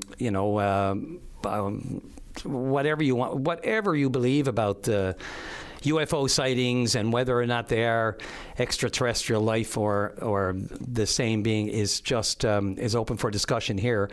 I know for years, when you see these sorts of things, and some of them unexplained and some are, it's always curious that there's an automatic denial from some and some acceptance from others. But, when you think about the fact that there's no, I don't want to scare, it worries me, I guess, to no end that whatever is out there is well beyond our intelligence. And sometimes I just feel like we're sitting ducks that, if they can easily maneuver and hide themselves. One thing apparently it seems that they have not perfected is invisibility, because we are picking up things that can't be explained, things that can't be tracked, things that can't be destroyed, can't be honed in on by radar or anything else. So I'm always open to discussions on that. There's a lot of information that was released last week. I started to read some of it, and my brain just started to spin. And so, of course, some of the hearings are just, they're on the spot. There doesn't seem to be any kind of, there's no gains or losses here other than just explaining what's been there and trying to leave it up to the experts to decide if it actually is legitimately from another world, or is this high intelligence from another nation? I highly doubt that. And getting back to the slew of emails I've been getting about politics and opposition, there was one, let me see if I can find it. I've got where did his go? There's too many that I could go on, but there's one. Bear with me. That's how many I have. I think I have 22 emails right now. Peter hit the nail on the head. No way the PCs hog the airwaves to the extent we now have to suffer from the Liberals. Just kids throwing toys from the sandbox. Let's see. Opposition calls to open line. Brian Peter has short memory. Petton and Ottenheimer, Conway Ottenheimer, and a few others were daily callers for years and years when they were in opposition. Nowadays, they stumble and stammer when they make rare appearances. Hi, Brian. I agree with Peter. When I hear Fred Hutton and Pam Parsons on your show, I turn off the radio. Please don't do that. Can't listen to them. Always complaining. Drives me nuts. Fred Hutton is no politician. Listening to him trying to be a politician is laughable and an insult to Newfoundlanders. Brian, I too have a problem. These are all different emails. I'm just going to get them out here because I will sometimes get a lot of messages afterwards saying, why didn't you read my email? I too have a problem with all the Liberals calling in. Newfoundland and Labradorians are well aware of the MOU. Hutton does not have to constantly call in to remind us. I thought this was a program for the people, not a political program, which is what is happening. Not always. As you can see, the last half hour we haven't spoken about politics. As a matter of fact, we've focused in on some pretty serious issues, as the politics can be, but mental health is another level. You're giving more time to the Liberal politicians than anyone else. I beg to differ. I get it if you're a Liberal. However, when hosting this program, you have to put your political affiliation aside. Exactly. I wrote a rant on Facebook last week referring to this. Please decide if this is going to continue as a political program or not. It is not a political program, but it has a lot of politics in it because that's what gets people talking. And for the sake of balance, I have to say, Brian, in an email, I do not share Peter's view. In a democracy, we can share our opinions if done in a respectful manner. Hear, hear. I could object easily to Danny Williams and him using his profile and dollars to influence our democratic process. Now, this would be in reference to Mr. Williams holding a news conference outside his law office a few weeks back, saying in no uncertain terms that he killed the MOU. Whereas we thought the review is still ongoing, and now two eminent lawyers are going to give expert opinions on the independent panel. So, lots of food for thought there. Dave, am I going to line number one? Nope. Okay, I'm going to hold on that for thought. There's a couple of calls there. I'm just going to make Dave looks really busy. So I do respect the fact that he can express his opinion, and it is my choice if I agree or not. 100% I agree with that. But I don't, vehemently. So if Peter is so upset, it probably points to the opposition as making some good points. And there was one other that made me giggle, and I'm just trying to find that one. Why is that the only one? Oh, there's one talking about loyal Leaf fans that will not be joining the Habs bandwagon. We can throw that one out there one more time. And I hate dead air, but I really want to find this email. Unless, Dave, you want me to go to a call. But in the meantime, I can't. Yeah, okay, we'll take line 2. I'm going to find that one. It gave me a good laugh, and but also made a lot of sense. Let's go to line number 2, and Wayne, you're on the air. How are you doing? Good, sir. How are you? Not too bad, sir. I've been trying to get through the last couple of days, but I keep hitting and missing. Oh, geez. Well, it's a hit right now. And you got a bouquet? Yeah. Oh, yes, I got a bouquet I want to send up to the Carbonear General Hospital. There you go. Fire away. Give me all the detail you got. Listen, I was in and had surgery. It'll be 2 weeks tomorrow. And the staff up there were impeccable. Guards of you beck and call and checking on you and doing whatever they could do for you. And with that being said, nothing against all the rest of the staff, but when I ended up in recovery, that was a different scenario altogether. I got in there, and, well, people come and go, like you wouldn't believe what these nurses and that they does, like in recovery rooms. Yeah, if you've been in there, you know it. People are coming and going like you wouldn't believe, and then they're trying to find beds and get them out of the recovery up in the beds and that, right? So now, we were there, well, there was myself and another gentleman there, and we must have been there, I got to say, 6 hours in the recovery room. Ooh. But the only reason why is because every time someone come in, it could be a room for a lady, or someone that needed a room on their own because of their illness or whatever, right? Yeah, sure. So they were moving people, like, right, and, keeping us in line, keeping us in mind and whatever. Anyway, the staff that were there, and one young girl, a young lady, I must say, but you talk about, our old saying is, they're full of piss and vinegar. Mm-hmm. Buddy, I'll tell you something now. She was full of dynamite. She never stopped. In a good way. And go.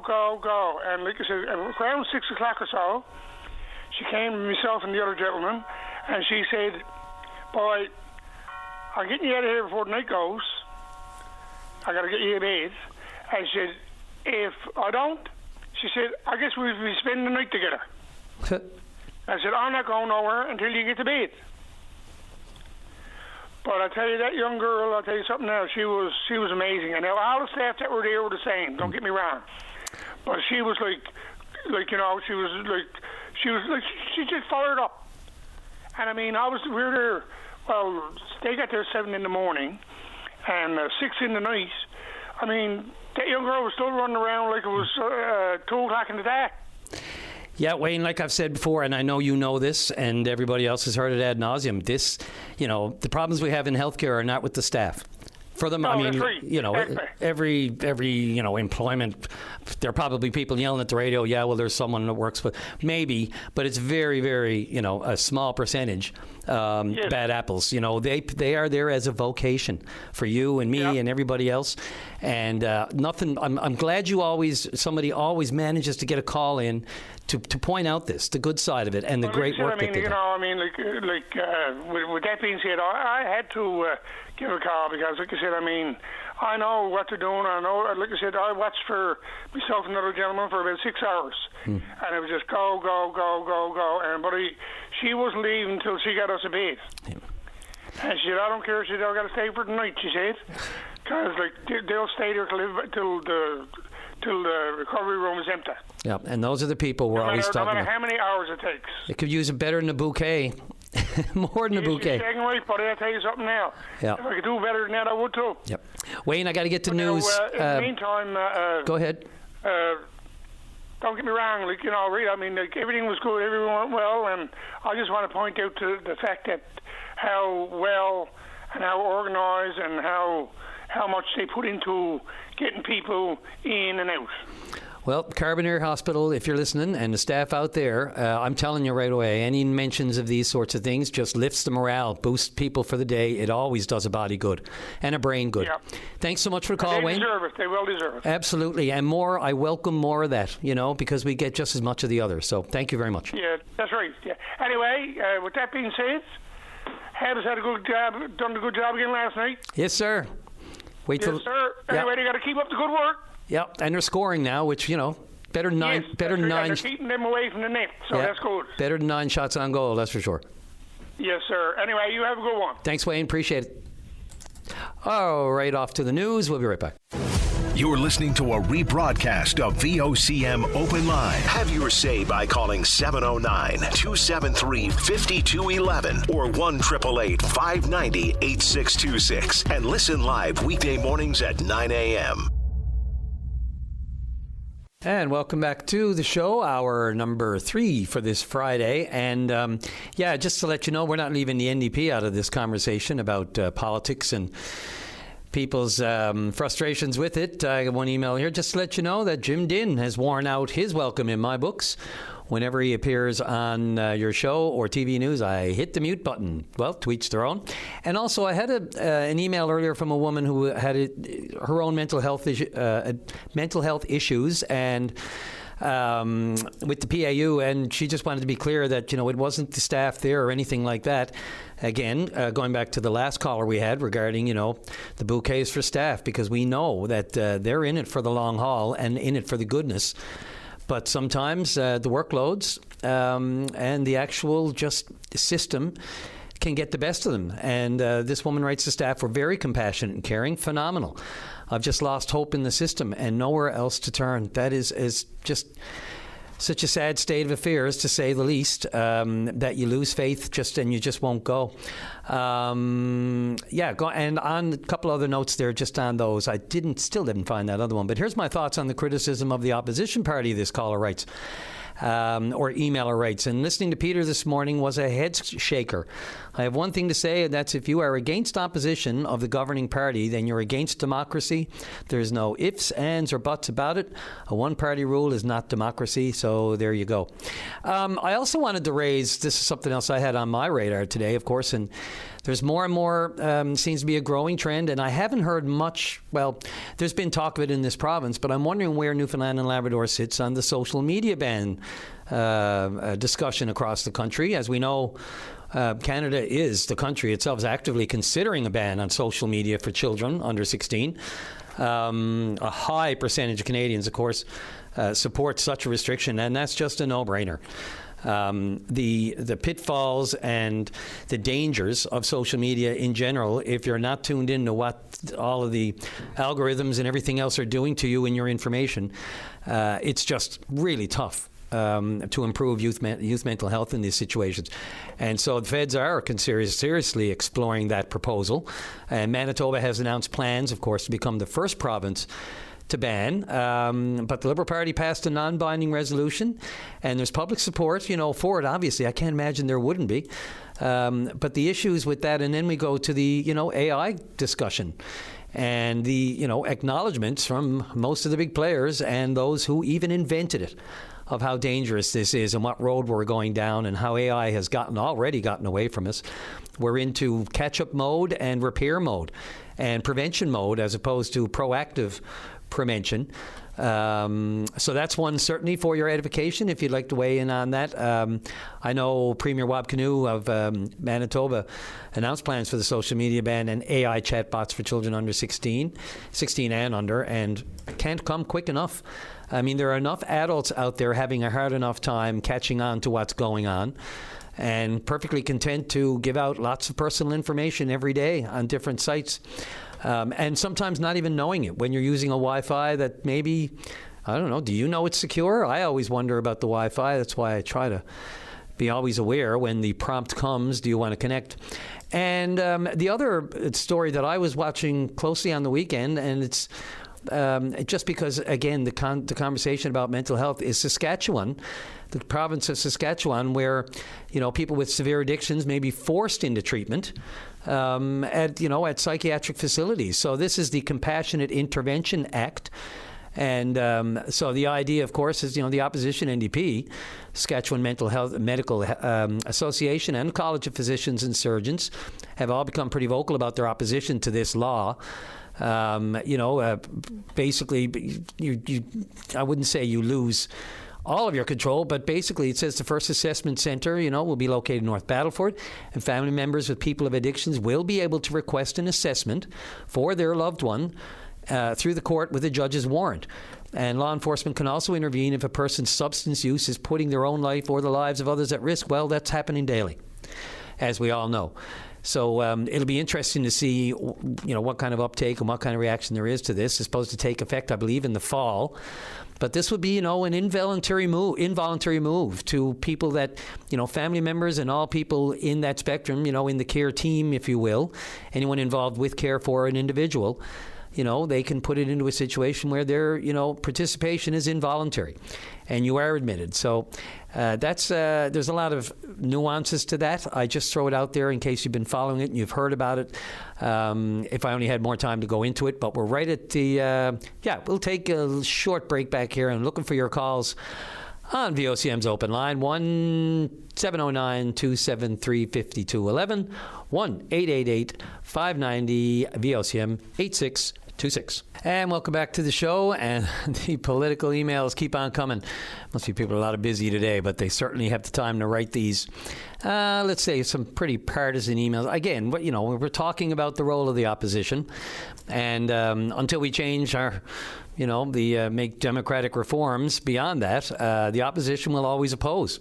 Sometimes for the sake of opposing. Other times they play a very important role in all of it. So certainly welcome your discussion on that.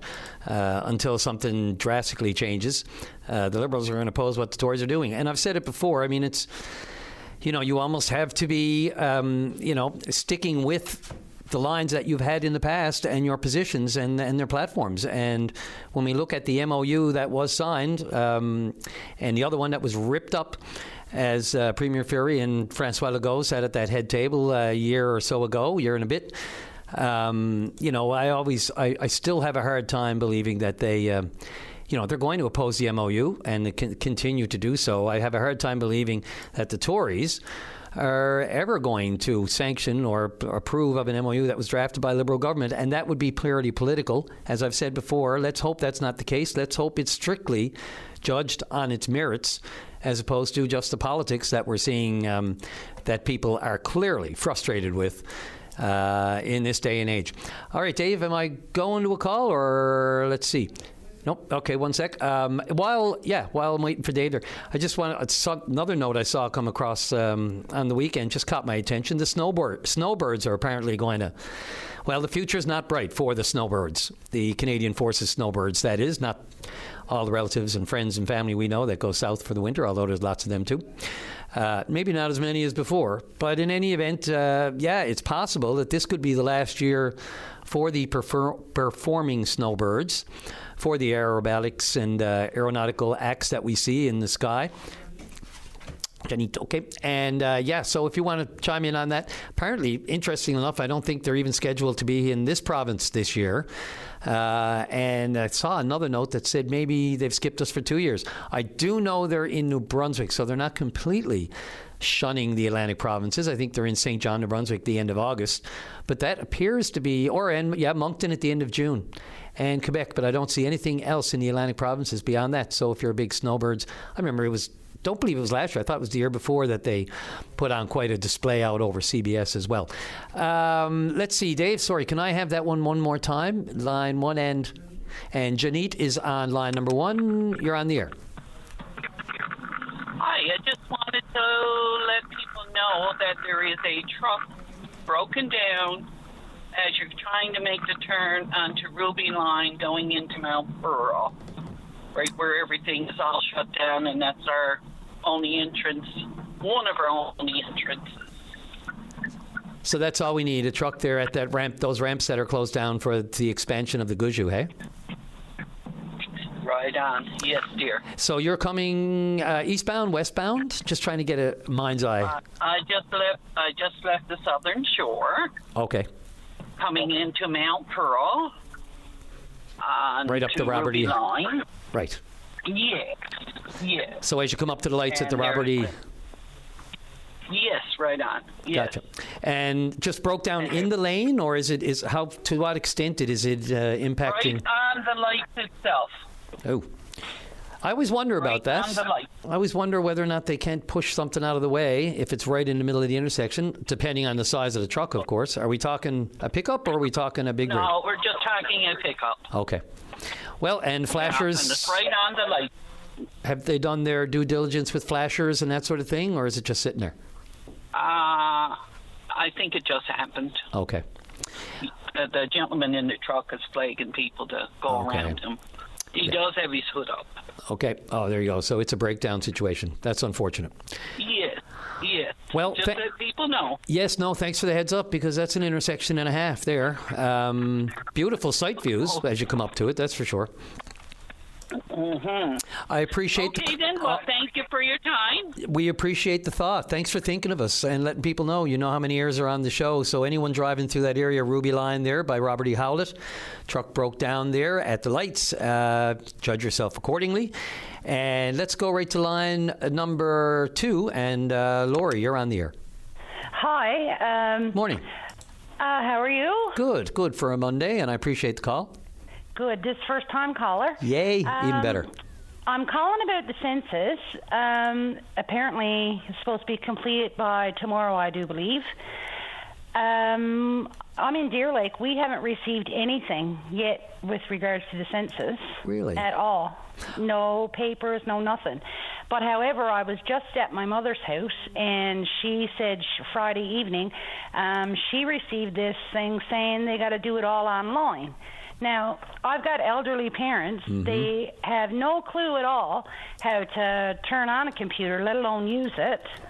And, I mean, they're to the point where they're seniors. They're almost 80, and they still got a flip phone, if you see what I mean. Mm-hmm. I totally do. Right? So how do they expect seniors who don't have somebody like myself who can go online and do this on behalf of my parents, how do they expect them to get it done by the deadline? And, you know, without getting a fine and all this stuff. And, I mean, there's going to be a lot of seniors out there, I think, that's going to end up probably, you know, because there is a penalty, I think, isn't there, for not doing it? It's not so much a penalty. Well, I mean, if it went to the extreme, I know that I heard some federal officials talking about this over the weekend, and you know, it's not an enforcement thing where they're going to come at you, but you don't fill it out at your own peril, because, you know, in a larger scheme, okay, in the global view, all of the information there really does get compiled to try to, you know, properly deliver government programs. That's right, yeah. You know, I mean, ultimately, we need to know how many people there are in the country, try to accurately. We need to know where they live. We need to know how they live. We need to know all of those little things that, you know, the census has a purpose. And for what, you know, people may just shun it, another federal government exercise, you know, and people just turn their heads off to it. But look, you know, it does help the process. If you want to try to help, for all the bitching and complaining that people do about the system and government and the nuances, and they didn't put enough money aside for this here, or they didn't properly assess how badly we need this over here.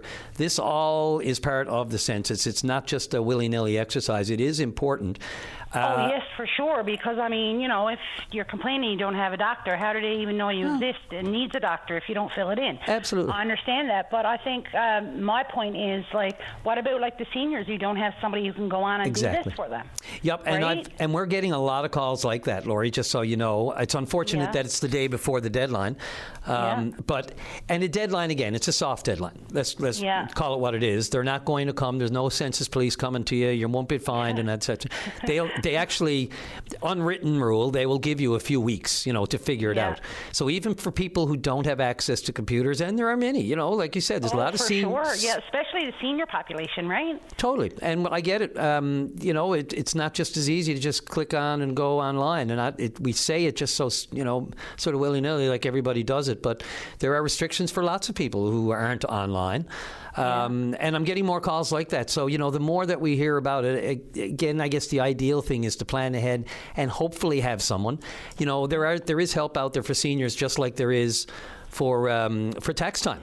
with the Legion has that free service, right? So I'll give out some seniors worry, it's not done by this day. And, like, if there was a place where they could actually take it and get somebody to do it on their behalf for those who don't have somebody who could do it for them, will probably be something, that could look at too. And there are federal help services there. There are, like the toll-free line. I'm getting a lot of emails back since we put out the census, the toll-free number, earlier this morning, that they've called it with great success without a wait.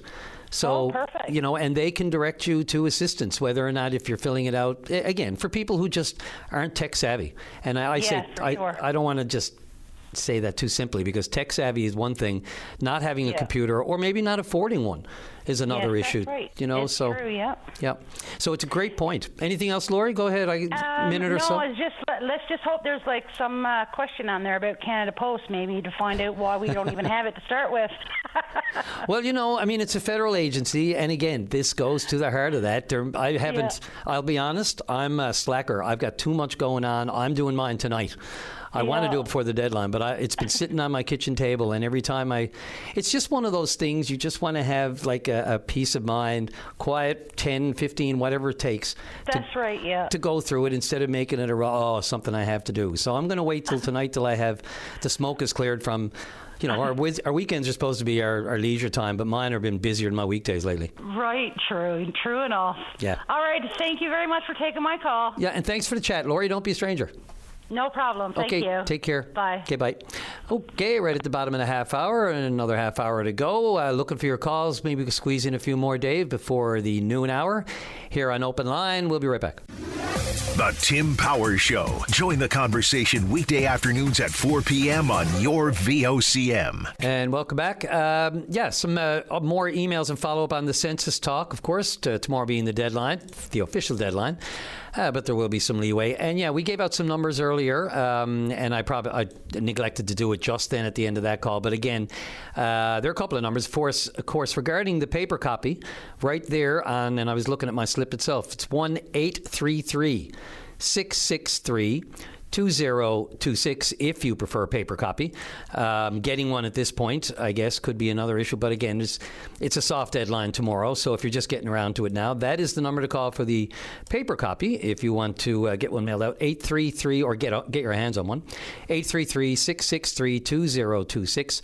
And, of course, the actual the toll-free line for just general information and helpline is 833-852-2026. Correct. Okay, let's go right to line Roz. And speaking of the census, let's go to Roz on line 2. You're on the air. Oh, no, you give out all the information. What I wanted to say was, it was nice talking to you the first time since you took over. But anyhow, I listen to you every day. No, the thing is, I said I didn't realize, if people didn't realize, that there was a number you could call for the paper questionnaire. Right. I know my sister, she don't use internet, so she called in to get the paper questionnaire, and it's just as good as doing it online.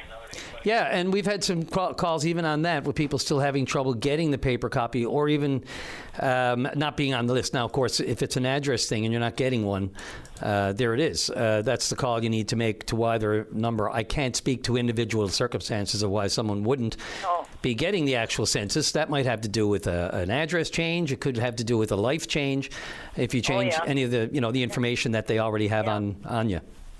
Yeah, because they got everything online there anyhow. No, I didn't have any trouble getting through online, but still, I'm 83 years old, or almost. Oh, congratulations. But, well, thank you.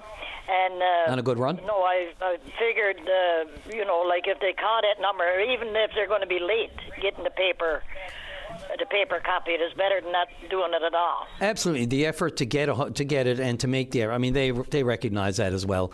Again, as I mentioned earlier, I don't think we're talking about the census police are not coming out and handcuffing and dragging you away. No.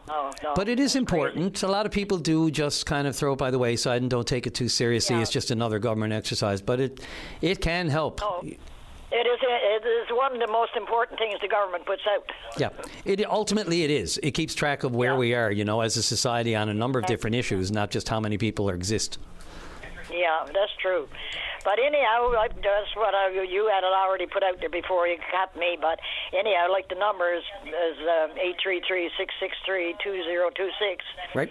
If they want to get a paper copy and make it probably a lot easier than all those people that can't do it online or haven't got the, they haven't got the things to do it. They haven't got a computer or whatever. Absolutely. I just got another email while we're talking too, Roz, about the enumerators who are in various communities, and they'll go to your door. I know a woman I got an email from in Salvage. Said it was delivered to their door. They were by a lady who was caring for them. Brought it to the door and helped them out with it. And then just to call her, an email her a moment ago, there are enumerators that go to your house to help fill out the census. And they had a first-hand experience where one of them went to my mom's house in Buckens. I suggest you call to see if one is available in your area. So when you call that 1-800 number, see what what people are actually in the because they want you to fill it out too. They don't want it to make it I tell you the truth now, a lot of people is just getting theirs because one girl that they had doing the enumerations or delivering the paper or whatever, she quit right in the middle. So the guy that was doing another area, he ended up having to do my area, which, yes, I got my questionnaire yesterday. Or, got the census paper yesterday. Mm-hmm. So, I mean, that's, there's things like that happen too. Absolutely. Life happens for everybody, including enumerators. So who knows why that person quit? Probably, hopefully not out of frustration. No, I hope not. It could very well be. Any questions? Anyhow, it's nice talking to you, and I hope I'll get to... I used to call Paddy Daly when we have the Lighthouse Festival and everything on the go here, but we haven't had one now. This will be 2 years. Oh. Because the bands are so hard to get and all the rest of it. So they were trying to get something on the go. I don't know. But anyhow, I'll let you know if there's anything on the go. Oh, please do, Ross. Where are you located again? Sorry. Pardon me? Where are you located again? Where are you? In Kings Cove. Right, okay. I remember hearing you call a couple of times as well, but so many go over my head. Not when I've been hosting, of course, but in past shows. So. Yeah, right on. Yes, I used to. Yeah, I call Paddy Daly, but this is the first time I had anything to call you about. Well, I hope you find... Take care, God bless, and you're doing a good job. I really appreciate it, and I hope you find topics in the future to give me a shout about, and congratulations on 83 and many more. Yeah, thank you so much. You're God welcome. Bless. Take care. Yeah, okay. Talk to you later. Okay, bye-bye. Thanks, Rob. Bye. All right, and let's go to line number 1, and Daryl, you're on the air. Oh, hi, Brian. How you doing today? I'm doing great, How are you? Well, I'm doing good, thanks. One thing I want to congratulate you on your new position. There's no doubt you're well qualified for it, and you're going to make a fantastic host, and I wish you all the best for the future in the host position at VOCM. Kindest words. Thank you, Daryl. I really appreciate it. No, not a problem. When I heard you had the position, I was glad. It's all great. It's all good. So, Brian, what I want to talk about today, we had the Minister of Finance not too long ago, trying to alleviate people's burden come financial and everything happening in the global economy and inflation and whatever and so forth. And now he's sort of heading in the right direction, like giving tax breaks now up to $15,000 and a few things like that. And he's looking at the fall, depending on oil prices, it might be able to do more for the people of Newfoundland and Labrador, and they'll wait and see what happens at that point in time. But I've been doing some thinking. I'll elaborate so much here today. There's more that could be done, like, say, within our resources to give back to the people. Like, for example, you look at Newfoundland Hydro, okay? When you look at it, the taxpayers owns Newfoundland Hydro. So they sell their power to Newfoundland Power. I think I stand to be correct. I think it's about 4.9 cents a kilowatt to sell Newfoundland Power, and then Newfoundland Power charges the customer for it. So when you look at it, we own Newfoundland Hydro, so that 4.9 cents we shouldn't be charged for because we own that resource. That should be taken off the bill because Newfoundland Power is charging us on a resource that we own. So in actual essence, why can't they turn around, okay, that 4.9 cents, take that off our hydro bill? That would be a step in the right direction because when you look at it, we own the asset, but yet we're being charged for it. Yeah, you know what I'm trying to say? I do. I mean, I think it's over 90%. The majority is sold to Newfoundland Power from Hydro to supply, and of course, Hydro is the provincial agency, and Newfoundland Power is the private company that is on the stock market. But they need a return on investment, and they're always looking at what the power supply is. And we know that the plans for Beta Spear expansion, to expand the power on generation, not just on the island, but of course, dare I talk about the Churchill Falls. I don't see anything in the offing in the near future to give us a cut of that. While situation is as dire as, and I call it dire only in the sense of the uncertainty of where we are right now with power generation, period. Right.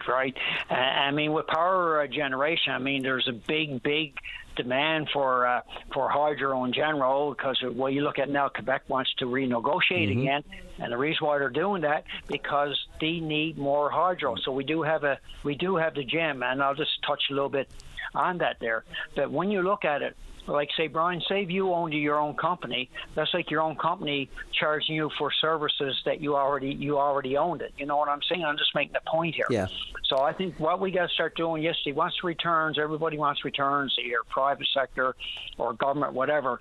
But in this case, where we own that asset, that return should go to us. So what I'm saying is that 4.9 cents, that could help make a difference. Rather than Newfoundland Power turn around charging us, because Hydro is charging them. So the taxpayer actually is selling the power to Newfoundland Power, and yet we're being charged on something that we own. So that's my whole point given. So maybe when we're starting looking at things, we come the fall, maybe we're going to have to take a good hard look at other things like that. I mean, and less charge on your hydro bill. So when you look at in actual essence, less charge on your hydro bill, there's more money in the people's pockets, which then translates and goes back into the economy. Yeah, and keep right? And so I didn't mean to cut you off. No, and Daryl, I didn't mean to cut you. There's sometimes a slight delay where I don't want to be stepping over you. But, some might say, and especially the Crown agencies and government might say, by the generation is the public, is what the public's getting, rather than opposed to, checks in the mail or rebates. The work that they're doing to create generation to keep us warm and lit is the investment they're putting into it, as opposed to coming directly to, because every cent they get right now has a calculation. Whether it's for future assets, future investment. Labrador is a massive issue right now. The third line and everything that everybody wants to do up there, whether it's Kami. The list of projects that could be, and that's not even talking about the critical minerals and that sort of mining that's still on the horizon. But no, I see what you're saying. It's the province's asset, it's ours, and returns and any excess should go to us. Whether or not it's in financial, the government would say it goes back into the asset, into the actual generation, and that's where we get it. It doesn't translate into pennies and cents for you and me, but. It's that's why I'm saying, because you look at countries like Norway, for example. Well, we know how they're operating and very successul at what they're doing, and if they get high inflation, whatever, then they counter it by the money that they got into the pool, for example, and then that makes the cost of living a lot easier to try to get through the hard economic times. And like you look at places like Qatar, for example, they got natural gas, and they don't charge no taxes, but they just get it from other ways, if it's like tourism or whatever the case may be. So we got to start looking at formulas like that in the world and see what's good and what's bad and what's working, because right now our system is broken and it's getting worse and worse.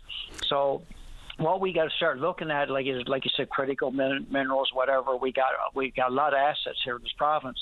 There's no doubt about it. Now, I won't get into too much depth about today. I just want to focus on that part of it. Yeah. That'll be for another day. But we got to start looking at that, because the cost of living is soaring, and it's probably going to get worse before it gets better. And for what we got to look at is get people through all this. Like, you give a little bit of incentives here and there, but a lot of times it's only peanuts. You know what I mean? It's not enough to counteract like how people are going to get through it all. So when you take a look at things, I'm not saying jump the gun, but really study this, just like what I just mentioned about the hydro thing. Take a look at it really, and for the better, and just say, okay, maybe if you put that back to the people, then there's money in their pockets. Then there's money to spend and keep the economy going and try to get it productive. That's just one little thing I'm touching base with. I'd go on with a few other things, but I'll save that for another day. But I just want to focus on that part as a good example. Because when I listen to the Minister of Finance, yes, I think he's taking stepping stones in the right direction, and it's not going to easy process for him to do what they got to do. So now they're basing everything on oil revenues. But look at, like what I suggested as well, there's more to it than just oil. Look at all aspects of what we could do to ease the burden of the people of Newfoundland and Labrador. Well, there are people yelling at the radio now, and probably even the Liberals, to go back to a discussion earlier in the show, that would say there's 500 mil sitting there on the table now if you ink the deal that the MOU or follow it through and finalize agreements. If they can come to an agreement, there's an initial big influx of cash right there that could solve a lot of problems. If you believe it's the best deal we can get. Daryl, I got to get off to the break. I'm really sorry. Yeah. No, not a problem. I'll just sum it up very quick there. I believe in slow and steady at the races, and we'll see what happens May the 19th. I know, like Fred Hutton then might be saying, this we get this money right away. Yep. But then again, let's don't jump the gun on all this as well, because I don't believe in selling out the shop, because we do have a gym. So I believe in, let's make sure, let's get this right and do it for the better and take our time at it and make sure it's done properly. Gotcha, loud and clear. Thanks, Daryl. All right. Thanks, Brian, and all the best to you. And like I said, best of luck in your new position, and all the best to you and your listening audience and the staff at VOCM. Have a great day. Thanks, Daryl. Right back at you. Right. Okay, thank you. Okay, bye. Yeah, appreciate that all the time. Yeah, working on it, and I appreciate that, the kind words and the patience that people have. Some less than others, but hey, I'm still working on it. Work in progress. Let's have one more pause before we come back with Regan and Nathan with Gonzaga. I got some fun stuff, some good news stuff to talk about right after the break. And welcome back to the program. Just enough time for great call from a couple of students at Gonzaga to promote a big music program. The Showcase 2026 is coming up. Regan and Nathan, you're on the air. Good morning, Regan. Is this hello. Hi, Regan or Nathan? Or I got both of you?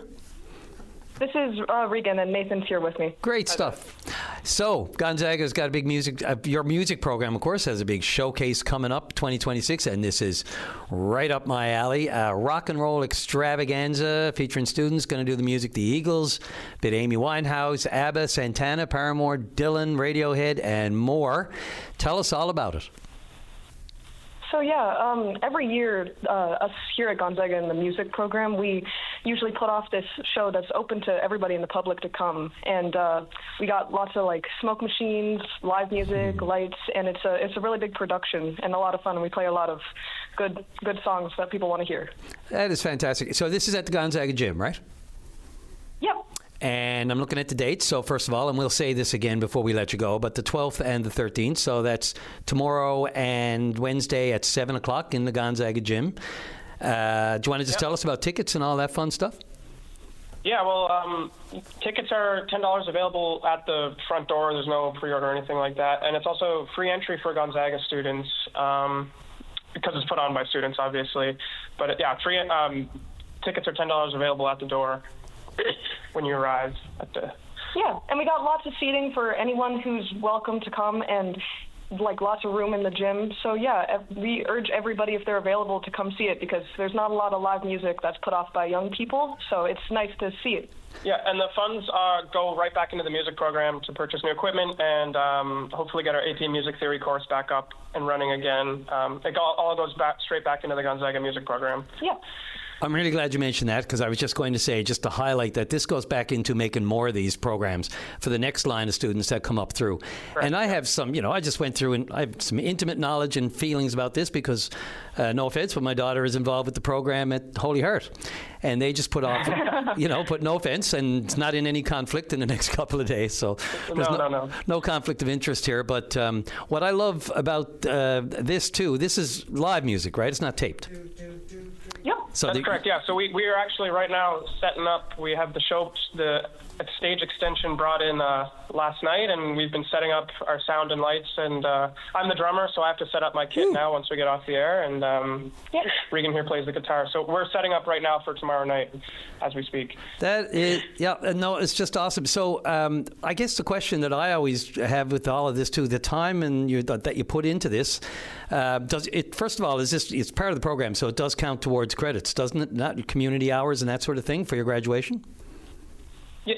So we actually have these practices on our own time after school on Fridays. So it's actually not a class or a course, and there's no credits towards it. Now there is like music classes, but we do this on our own time as students on Friday afternoons after school. And then lately we've been doing Saturday practices just to get that extra time out. But it's all in our own time, like after school usually. Right. Yeah, it's all completely student run, and we do it because we think it's really fun to do, and we can get some career hours out of it, but it's more so just for the fun of being able to do it. The labor of love, absolutely.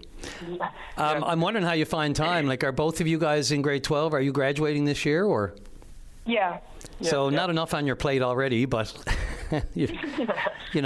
graduation and the grad itself and the prom and then university, I assume, for some, or whatever you're doing off.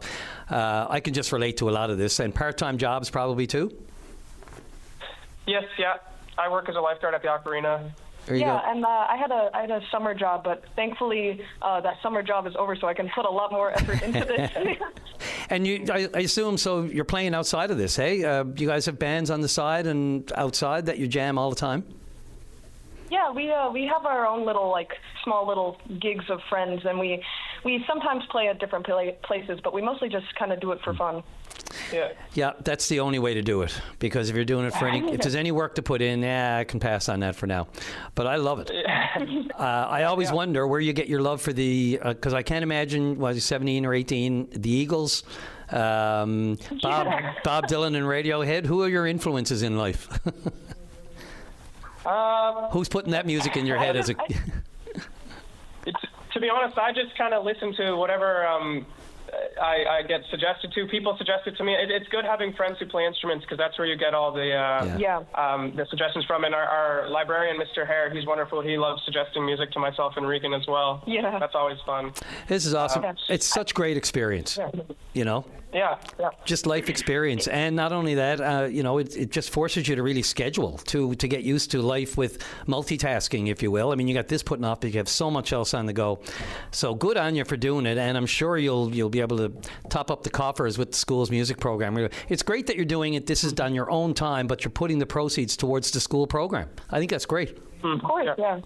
Yeah. It's a really good chance to learn. It's not just us learning how to perform. We get lots of people who are also students here to learn all these sound equipments and soundboarding and lights and spotlights and smoke machines. It's really good for people to learn what it's like to be performances, to do performances and be performing. And it's a good way to learn all the different skills and see if it's something that you're interested in doing in the future. Absolutely. Well, it's not just the on-stage stuff, it's the technical stuff, the managed stage managers and all the other lighting and all the, the experience is invaluable. Okay, so I'm right at the noon hour. So one more time, it's tomorrow night, Wednesday night at the Gonzaga Gym, 7 p.m. Students get in free, $10 at the door. Come one, come all, and rock your socks off. Thank you so much. Thank you very much. Going to be great. Break legs. Thank you. Okay, and by the way, call us after and let us know how it all went. Wonderful. Will do. Thank you. Okay, Thank take you. care. Thanks, guys. Alrighty, let's call it a day for this Monday. Thanks to all of you, all the callers and all the emailers. Really appreciate the time you take just to participate in the show. You are the people who make it. So on this Monday, let's just say drive safely, arrive alive. VOCM cares.